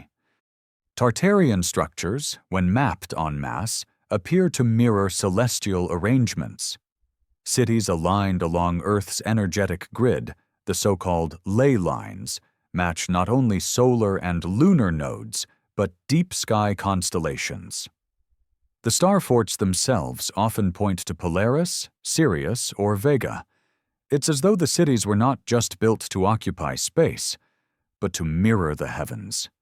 A terrestrial astrology embedded in stone. Consider the city of Yekaterinburg. Supposedly founded in 1723, its earliest buildings already bore the hallmarks of high geometry: golden ratio proportions, cardinal orientation, resonant chamber halls. Yet the population at the time was minuscule, composed largely of exiled serfs and traders. Where did the knowledge come from? Who laid the city grid? Or consider the Catherine Palace near St. Petersburg. Its famed amber room, constructed with panels of fossilized resin, gold leaf, and intricate carvings, was said to possess mood-shifting properties. German officers occupying it during WW2 reportedly experienced hallucinations and disorientation. After the war, the room vanished. Destroyed, stolen, hidden? No one knows. Its legend persists like an echo. An echo of what? Perhaps of a civilization that used materials not just for beauty, but for transformation. Amber conducts electricity. Gold reflects energy. Quartz amplifies vibration. Combine them, and you're not decorating, you're channeling. Tartaria may have understood this deeply. There are reports, fragmentary, often anecdotal, of rooms that healed, towers that induced visions, domes that echoed not sound, but thought. What we call myth may have been empirical. What we dismiss as superstition may have been subtle science, too delicate for our current instruments, yet encoded in every pillar and portico. And this brings us to the most forbidden topic of all: consciousness. Not as a byproduct of brain chemistry, but as a field. The idea that consciousness is non-local, that the mind can interact with space, frequency, memory itself, is heretical to mainstream science. Yet it is the foundation of most ancient wisdom traditions. Shamans, monks, mystics, all claim that space can hold thought, that intention leaves an imprint. Now apply this to architecture. What if Tartarian structures were built not just to shelter bodies, but to house thought forms? Collective memory fields? What if entire cities were cognitive resonators, like the human brain, but on a civilizational scale? This would explain why so many Tartarian remnants feel off to modern observers, why visitors report dizziness, déjà vu, overwhelming emotion. These are not psychological quirks. They are resonance effects, our nervous systems reacting to an architecture that no longer speaks our language, but still hums beneath the static. And perhaps this is why Tartaria was erased. Not because it was dangerous in the military sense, but because it offered a different model of reality, one where power did not flow from control, but from coherence, one where energy was not extracted, but tuned, one where history was not linear, but harmonic. Such a model could not be allowed to persist, not in a world increasingly bent on material conquest. So it was dismantled, rebranded, overwritten, and yet, stone remembers, sound lingers, and truth, no matter how deeply buried, resonates. So the question becomes, if Tartaria encoded memory into matter, can we still hear it? On a summer evening in 1908, the streets of Dresden glowed under the soft, flickering haze of gas lamps. In the city's royal archives, tucked behind oak-paneled doors and marble columns, a little-known professor of antiquities named Wilhelm Voigt made a discovery that would never reach the public.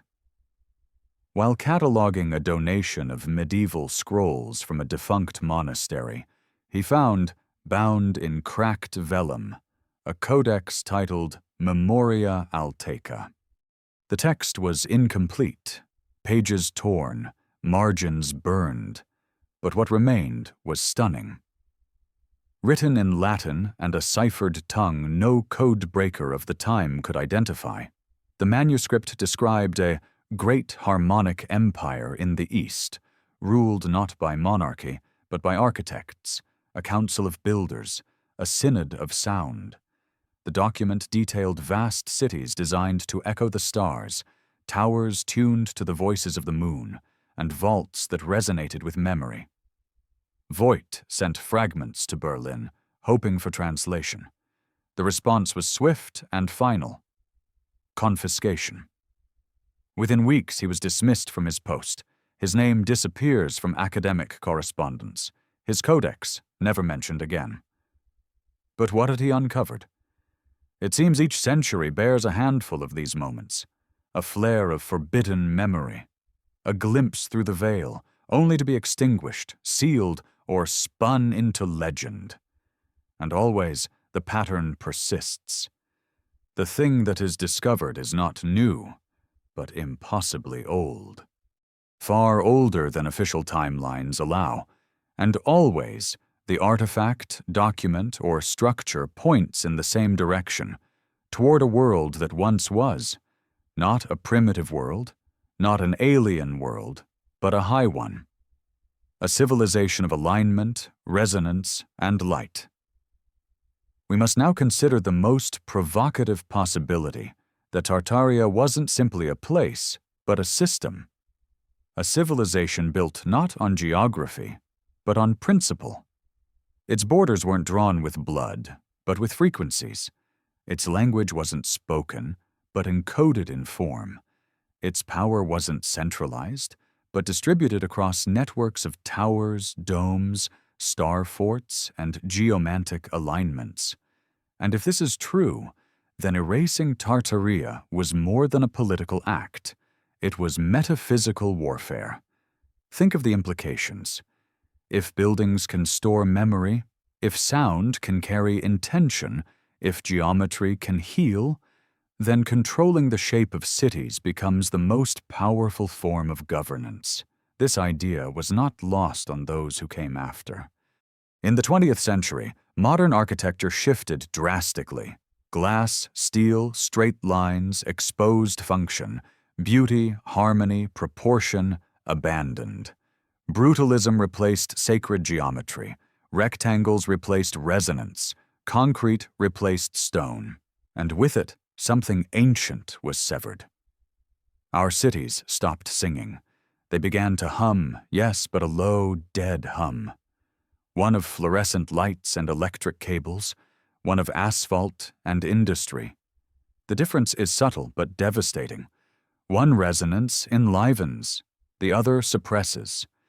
We now live in gridlocked zones, not just in terms of traffic, but of thought. Our spaces shape us. When we walk through places built without rhythm, we begin to forget the dance. Perhaps this is why so many who travel to ancient cities feel a sense of awakening. Why people cry upon entering temples they cannot name. Why a ruined dome in Samarkand stirs more emotion than a modern skyscraper. We are built to recognize harmony. And when we find it, even in pieces, something within us remembers. So let us ask, what remains? Despite centuries of erasure, hints of Tartaria persist in hidden vaults of European museums, in forgotten languages of steppe nomads, in blueprints misfiled under fantasy, in towers mislabeled as colonial, in buried rooms that still echo the tone of Earth's own frequency, and perhaps most powerfully, in us.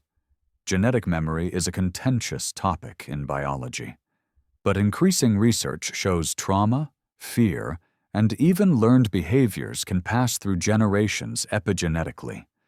If trauma can transmit, why not wisdom? Why not resonance? Perhaps those inexplicable flashes of knowing, those dreams of spiral towers, floating cities, halls of light, aren't imagination. Perhaps they are memory, your memory, carried through blood, through bone, through breath, a residual code, a frequency waiting to be retuned. This isn't fantasy, it's possibility. Our bodies are instruments. Our hearts beat in rhythm. Our brains emit waves. We are, by nature, resonant beings.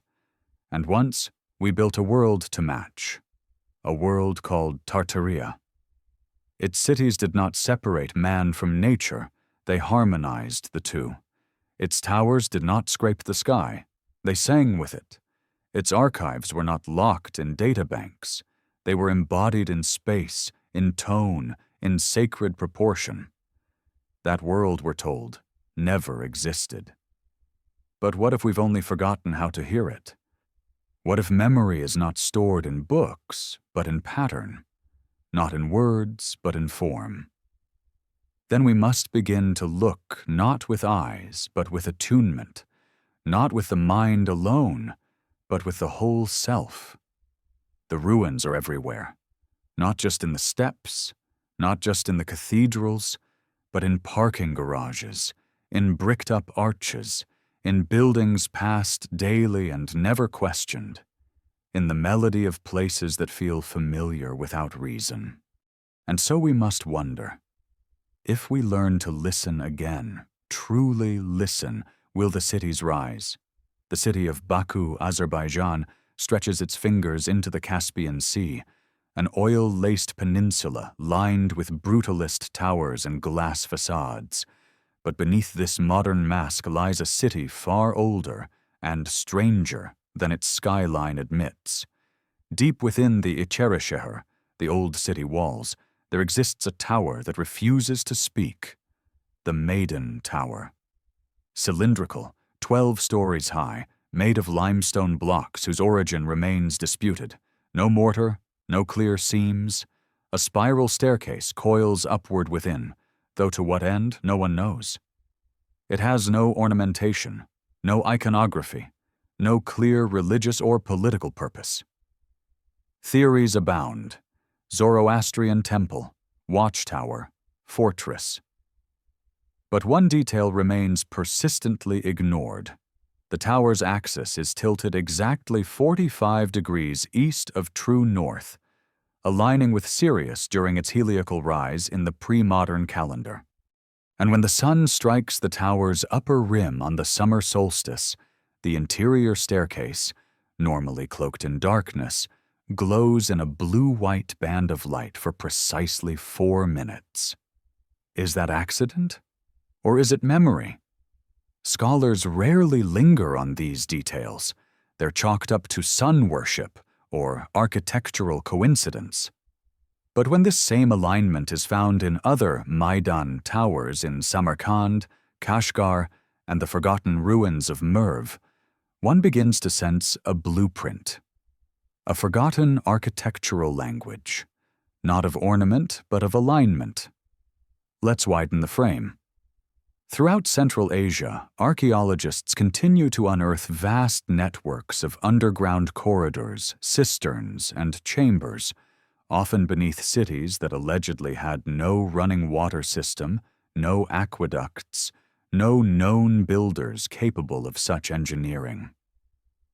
In the Fergana Valley, massive subterranean vaults stretch for miles, constructed from heat-fused stone. No tools could have shaped them, at least not ones from the region's alleged historical level of development. Some researchers suggest volcanic activity shaped them. Others suggest slave labor and centuries of toil. But even in those explanations, the math fails. The precision, the acoustic resonance, the light shafts that illuminate these chambers at specific solar angles all argue for purpose, for intention. And that intention was not survival. It was something else. Stability, vibration, tuning. The more we uncover, the more Tartaria begins to resemble not a nation-state, but a planetary frequency map.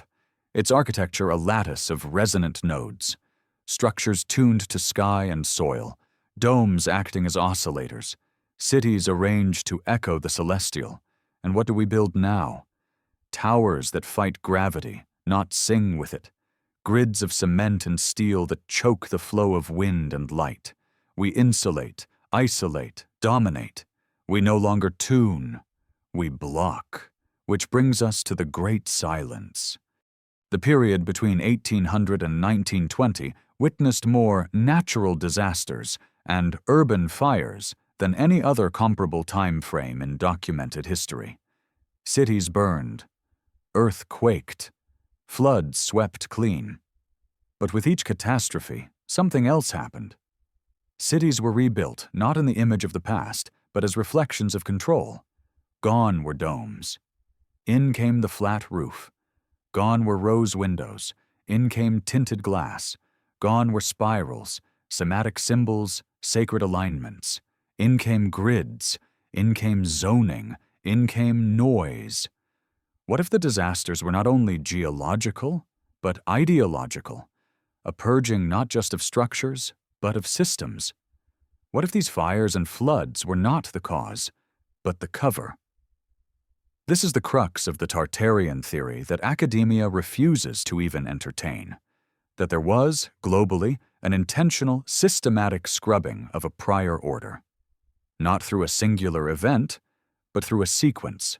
Catastrophe, erasure, rebranding. One after the other. And what followed?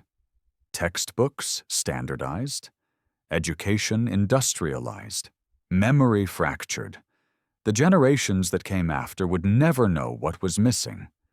They would be taught that the impossible was simply improbable, that anomalies were footnotes, that ruins were accidents. But the echoes remain. Take the orphan wells of Siberia.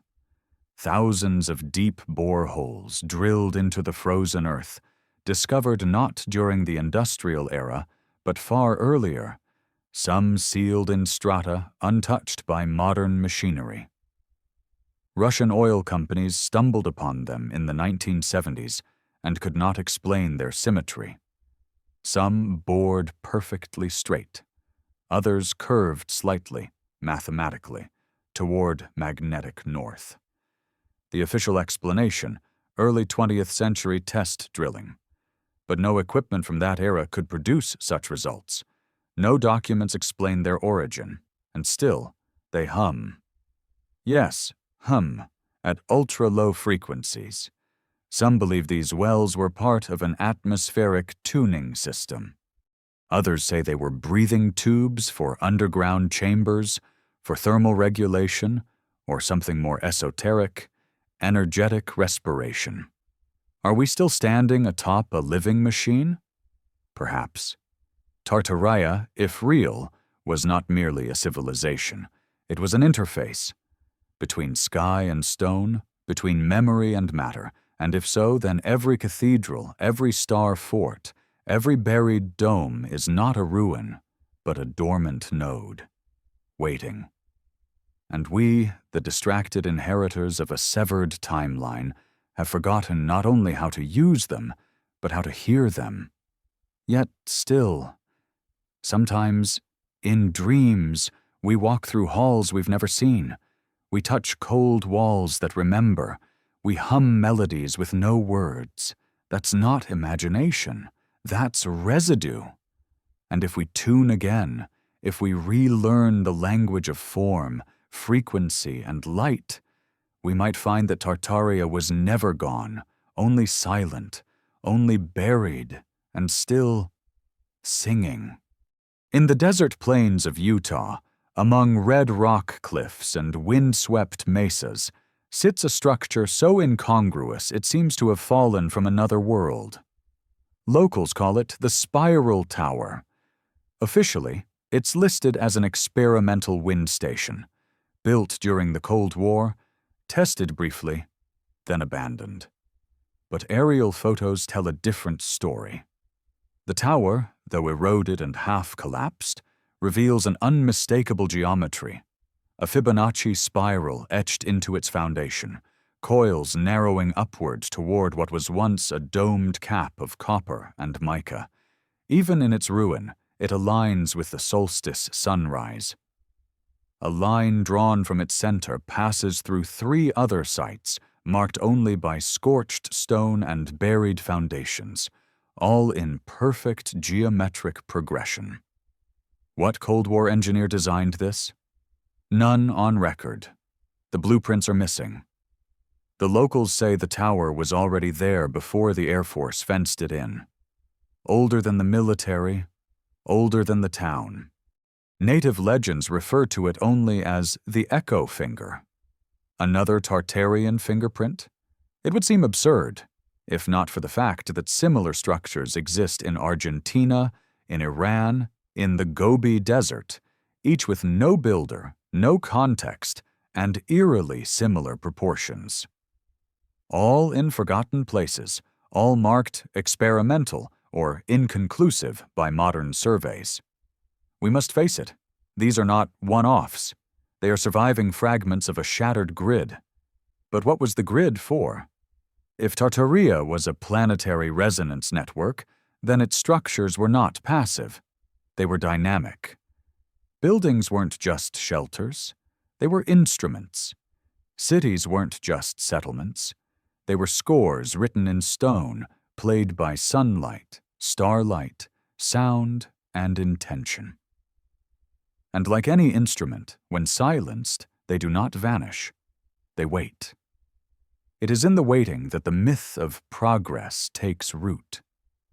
We've been taught to believe in a singular ascent. Caves to cathedrals, huts to high-rises, myth to machine. But buried beneath that story is another, a cyclical history, one of rise and fall, harmony and rupture. Tartaria is not the first civilization to be buried by time, but perhaps it is the most meticulously erased, not just in structure, but in signal. This brings us to the concept of the Great Static, a phrase whispered by esoteric circles, hinted at in suppressed Soviet texts. The idea that sometime between 1780 and 1860, a planetary disruption occurred, not just physical, but energetic, a sudden shift in Earth's frequency resonance, a detuning. Whether natural or artificial, no one agrees, but they all point to the aftermath. Confusion, silence, a blank slate. Could this explain the sudden surge of patents, inventions, and discoveries in the late 19th century that seemed to come from nowhere? Was the world being rewired? Not technologically, but vibrationally? Consider this.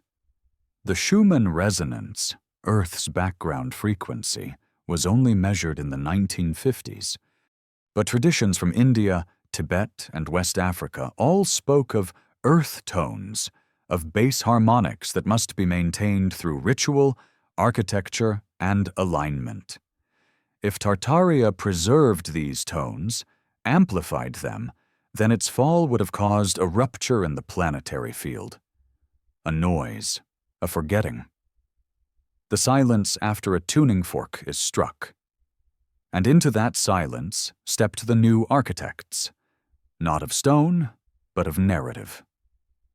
From the mid-19th century onward, history was consolidated, textbooks written, timelines compressed, the Dark Ages inserted, empires renamed, cultures divided by artificial lines, ethnic, linguistic, ideological. Structures that once reflected sky and soil were gutted, labeled Baroque, Neoclassical, Gothic, stripped of function and made decorative. The world was redefined as discrete, disconnected, dissonant. But still, the old notes linger. In the ruins of Tartarian star forts, buried beneath modern parking lots. In the forgotten harmonics of desert towers. In the uncanny geometry of cities built before their time. In the dreams of those who remember places they've never seen. There is a reason why this theory, this whisper of Tartaria, evokes such visceral reaction, mockery, denial, fascination, obsession. It is not just a historical inquiry. It is a psychic rupture, a pressure at the edge of awareness. A tuning fork struck long ago, still ringing beneath layers of asphalt and amnesia. And perhaps we are beginning to hear it again, in the return of ancient geometries in modern design, in the rediscovery of sacred frequency in music, healing, and architecture, in the questioning of the official narrative, not as rebellion, but as remembering, because deep down, something in us knows that buildings used to breathe, that cities once sang, that light was once caught and directed, not with wire and glass, but with proportion and grace, that the world once resonated with us, not in spite of us. And Tartaria? Tartaria was not a utopia. It was not perfect. It may not have even been centralized. But it carried a knowledge that we have lost, the knowledge that form is function, that sound is structure, that memory is embedded in the very spaces we inhabit. So we must ask, are we walking among the ruins of our own forgetting? Or are we standing at the threshold of remembering? And if we remember, truly remember, can we rebuild what once was tuned? A narrow dirt road winds through the forests of northern Romania, vanishing into the dense Carpathian mist. Locals avoid it after sundown. They say it leads to nowhere, or worse, somewhere that once was but should no longer be. Deep in these woods lies an overgrown stone platform, circular and precisely carved, half swallowed by moss and pine roots. No official record marks its existence, no sign names it, yet its dimensions follow the golden ratio. Its perimeter is engraved with symbols nearly identical to those found in the dolmens of the Caucasus and the Tartar tombs of Mongolia. It's called the Whispering Wheel. Locals speak of dreams when they camp nearby, lucid visions of towers, spiral bridges, and mirrored halls. They wake with strange melodies on their tongues, songs they never learned.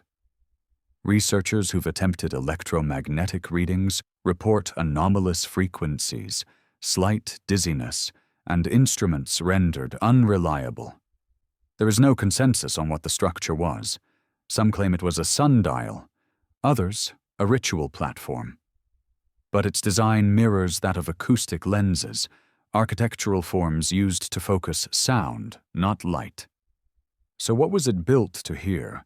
Structures like these dot the edges of the forgotten world, half reclaimed, half erased. Found not in the centers of cities, but in their margins, not on maps, but in memories. They form a faint ring around what was once the heart of something vast, something humming, something tuned. Tartaria.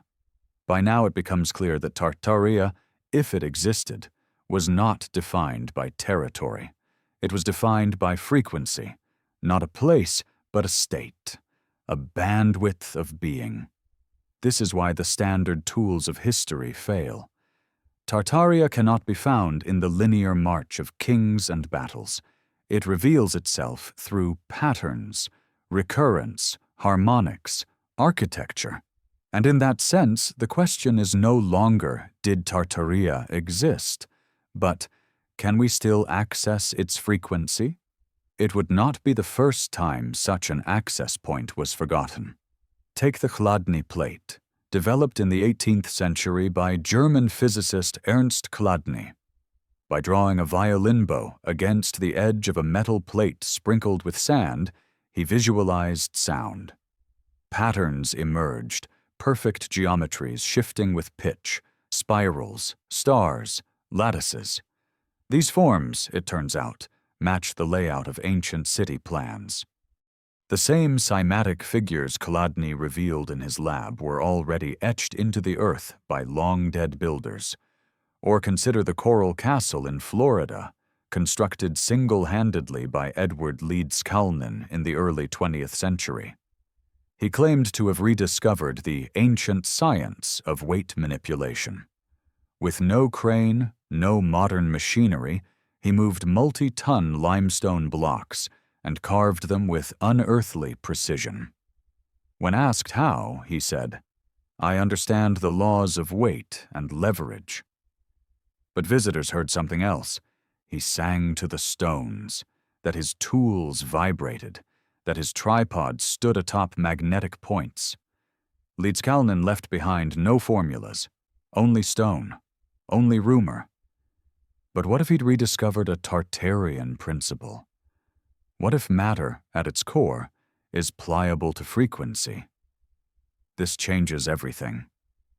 Not only our perception of what the ancients could build, but what we could become.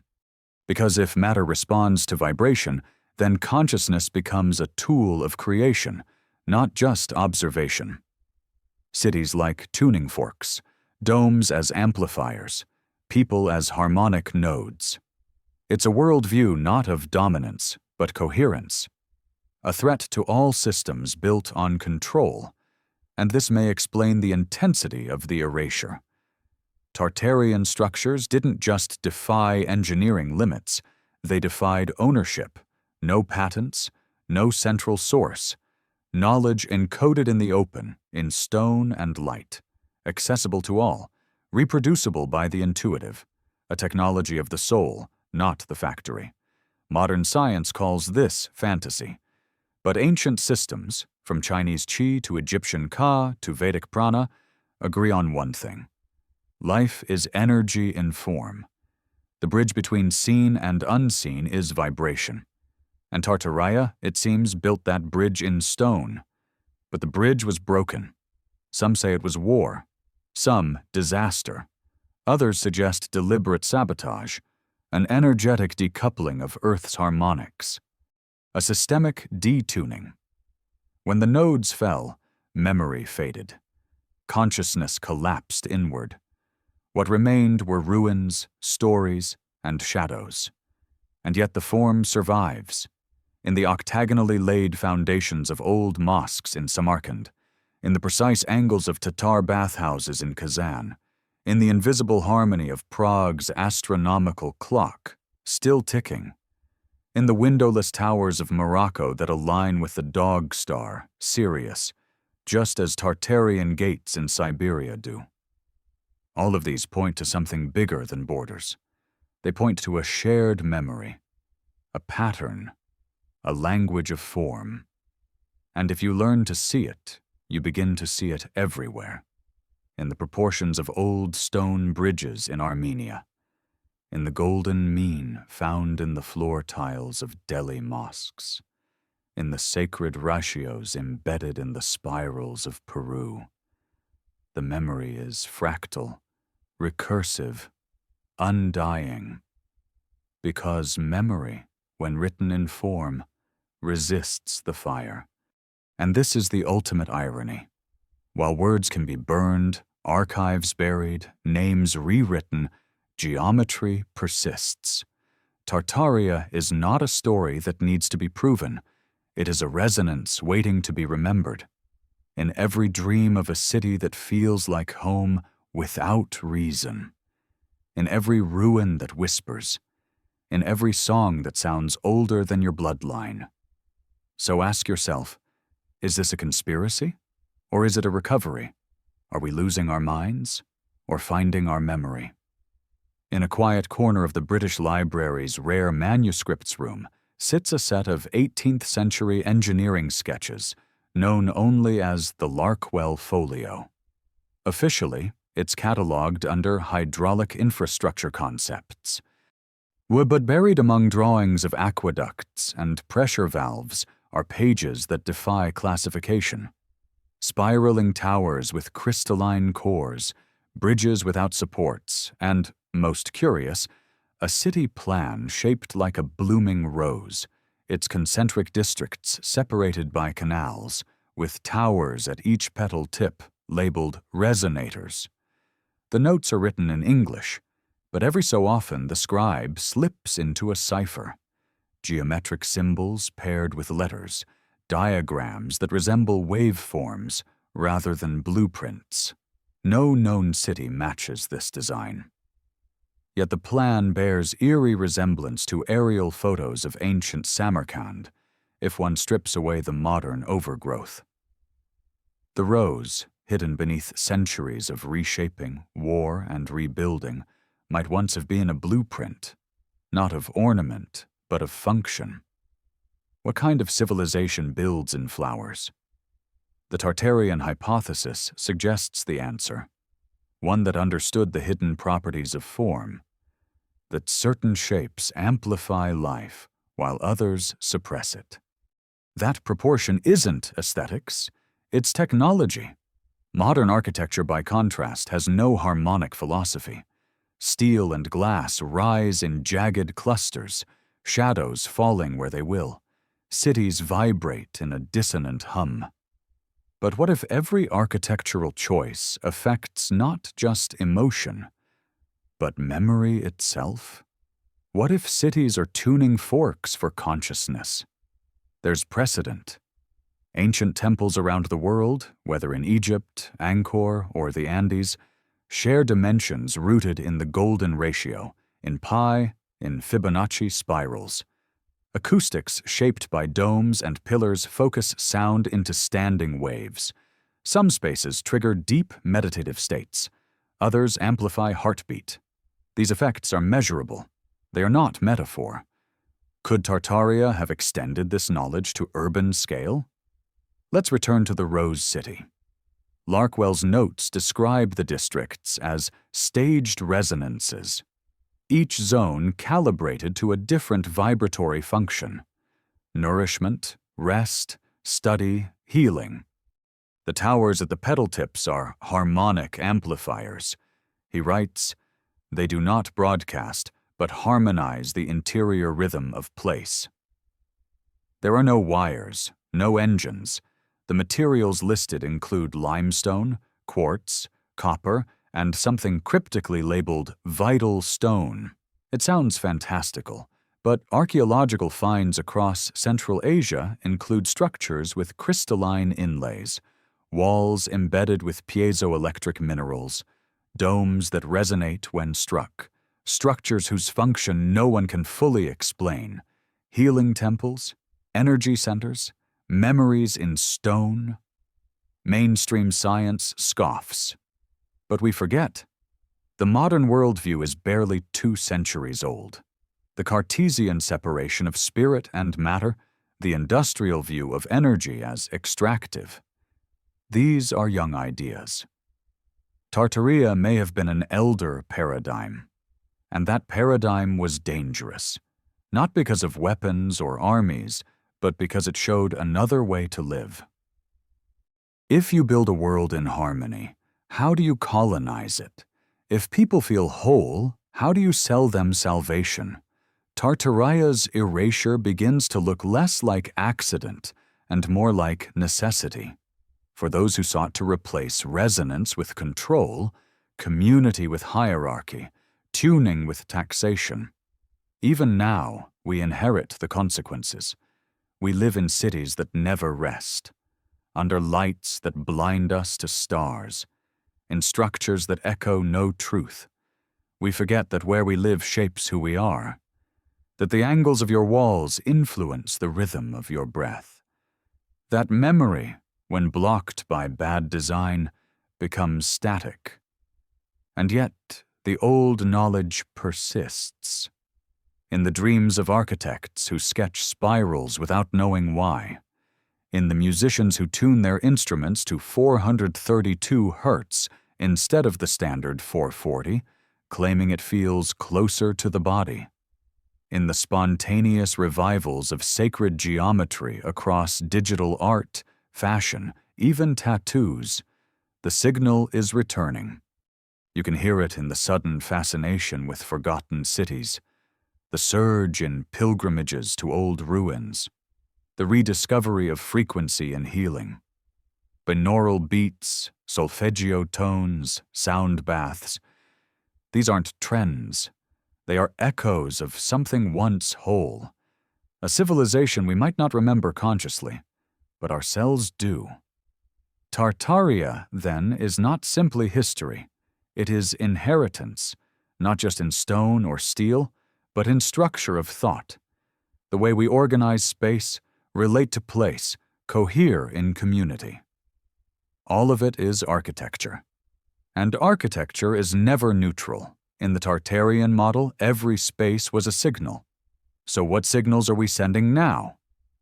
Scroll through a modern skyline, metal needles and blank glass, closed systems, sharp corners, wounds. Compare that to the domed baths of Bukhara, the star forts of Alghero, the amphitheaters of forgotten steppes, soft geometry, open centers, harmonized space. One design divides, the other remembers.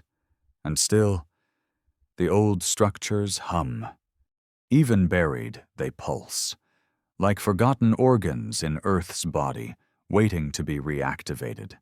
In 2019, a group of acoustic engineers testing echo chambers in an old Tatar fortress in Ufa accidentally recorded infrasonic harmonics, tones below human hearing, emitting from stone vaults once believed inert. The pattern repeated every 24 hours. A planetary pulse. No explanation was offered, but those who felt it said the same thing. It felt like coming home. What if home isn't where you were born? What if home is a frequency? And what if, long ago, someone built a world in tune with that frequency, and we've been wandering ever since? It is winter in Yakutsk, Russia. The cold is absolute. Steel snaps, breath crystallizes, and silence blankets the city like frost. Yet beneath the frozen soil of this remote Siberian capital lies something older than the empire, older than the czars, older, perhaps, than time itself as we understand it. In 1974, during the expansion of a municipal heating network, workers uncovered a subterranean chamber, perfectly circular, lined with fused basalt stone, impossible to date. It had no seams, no tool marks, no entry point from above. On its floor, etched with obsessive precision, was a mandala pattern resembling both a star map and an acoustic waveform. The chamber was sealed immediately. No media coverage, no academic papers.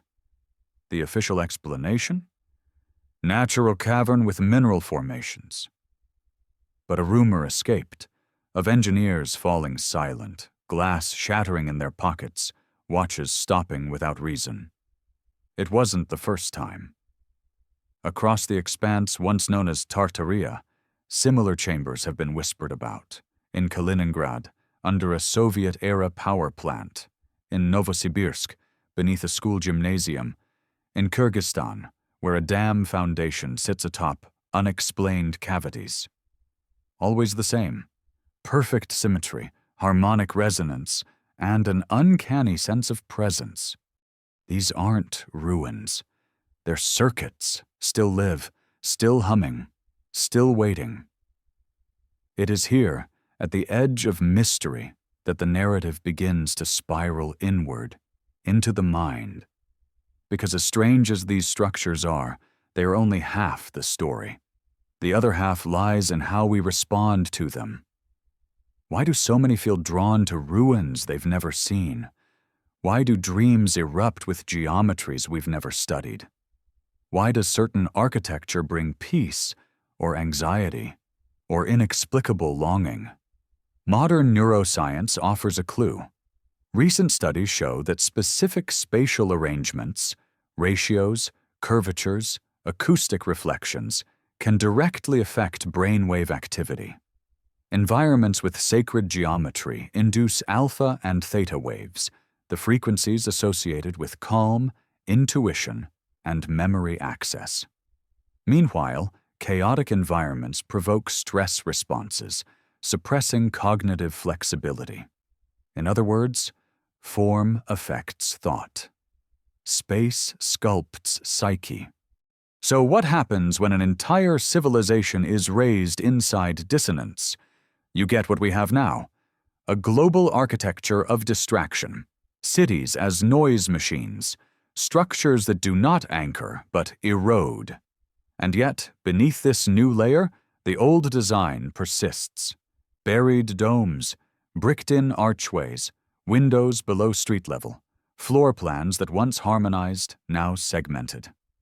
We built over the memory, but we never killed it. Because you cannot kill harmony. You can only deafen yourself to it. Tartaria, seen through this lens, was not just an advanced society, it was a neurological habitat, a civilization where mind, matter, and memory interfaced seamlessly through space. The architecture wasn't just symbolic, it was functional. Cities served as mnemonic devices, homes as emotional regulators, plazas as vibrational hubs. This concept exists still, in trace form, in the Vastu Shastra of India, in Chinese feng shui, in the Navajo Hogan. Traditions that insist orientation, proportion, and material shape not just the outer world, but the inner one. These are not superstitions. They are surviving fragments. Tartaria may have taken this further. Consider the consistent use of domes across Tartarian sites, not merely for grandeur, but for resonance. Domes focus sound. They also reflect brainwave frequencies. Monks chanting in domed halls often report altered states of consciousness, not as metaphor, but as physiological fact. What if entire cities were tuned this way? Imagine walking through streets where every corner softened your nervous system, where fountains weren't decorative, but sonic modulators, where towers recalibrated your electromagnetic field, subtly, constantly. A city not of defense, but coherence. That coherence would have been a threat, not just to politics, but to epistemology, to the very framework of how the world is meant to function under industrial logic. Because in such a world, healing is profitless. Alignment is dangerous. A person in resonance cannot be ruled. So the cities were buried, the towers dismantled, the symbols repainted, the memory fragmented, and in their place came angles, harshness, industry, linearity. Yet the human body remembers. We dream in circles. We are comforted by curves. Our hearts beat in phi ratios. Our DNA coils in double spirals. We are built on sacred geometry, yet raised in square rooms, under flickering light, against blank walls. No wonder so many feel displaced. Tartaria's true revolution wasn't its scale, its energy systems, or even its mysterious disappearance. It was its refusal to separate the spiritual from the structural, its insistence that beauty was not indulgent, but essential. That form is frequency. That memory is held in matter, and perhaps, most dangerously, that any human, given the right space, could awaken. This is why Tartaria cannot be proven in the academic sense. Not because the evidence isn't there, but because its true proof lies in experience, in what happens to us when we encounter its echoes. A sudden clarity, a shiver of familiarity, a pulse we can't name. These are not coincidences. They are resonances, and they're increasing as more eyes turn toward the forgotten towers, as more fingers trace the buried arches, as more questions arise, not with anger, but with wonder. The tuning is returning. The signal is getting clearer, not through discovery, but through remembrance. Because maybe the greatest secret Tartaria kept is this: the frequency was never lost. We were. There is a myth passed down quietly among the Saka people of Siberia, a tale not told as fact, but felt as truth. It speaks of the city of the sky's shadow, a place that once stood at the edge of the earth, where the wind hummed songs no mouth had ever sung. The elders describe it not in terms of stone or empire, but vibration. It was not built, they say. It was remembered. No one knows where it is. No maps mark its location, but shamans still dream of it. They draw its lines in sand, carve its domes into wood, whisper its spirals during trance. They are not alone. From Peru to Persia, Mali to Mongolia, similar tales persist. Fragments of a place that echoes more than it explains. Always a city, always circular, always lost. We call it Tartaria. But maybe that's the wrong name. Maybe that's only the name it was given after the forgetting. Because to name a thing is to bind it, to archive it, to lock it into narrative. And Tartaria resists narrative. It breathes in anomalies, sings in silence, defies timelines. It emerges through evidence, but lives in intuition. It is not a dot on a map. It is a pattern, a recurrence, a rhythm remembered by those who were never taught to forget. What began as a whisper, a curious label on old maps, a buried door in a strange building, a photograph of half-sunken windows, has become something else, an unfolding, a spiral drawing itself out from a center we never knew we carried. We are drawn to it not because it is certain, but because it is familiar. Not familiar like fact, familiar like a dream you've had before waking. And this, perhaps, is the final truth. Tartaria is not merely a lost civilization. It is a mnemonic artifact, a global key scattered in pieces across continents, embedded in cathedrals, song, stone, and story. It is the phantom limb of a world we once belonged to. A world where knowledge wasn't possessed, but tuned, where power came not from dominion, but from resonance, where buildings healed, sound remembered, and geometry held space for spirit. Its memory lingers in the things we cannot explain. Why some ruins make our bones ache with longing. Why some symbols feel carved into our DNA. Why some cities, though new, feel older than myth. Because the grid was never entirely dismantled. Fragments remain. Alive, active. And if we attune, we feel them. A sudden peace in a forgotten dome. A pattern repeating in your dreams. A tower that hums at dusk. A spiral in the clouds. These are not signs. They are invitations to remember, not history, but harmony. Not empire, but essence. Not belief, but frequency. And here, as the spiral draws its final loop, we must face the mirror. What will we do with this memory? Will we bury it again in skepticism, in the comfort of narrative? Or will we listen? Not with ears, but with the quiet space just beneath the breath, where knowing waits. Because maybe the ruins were never proof. Maybe we are.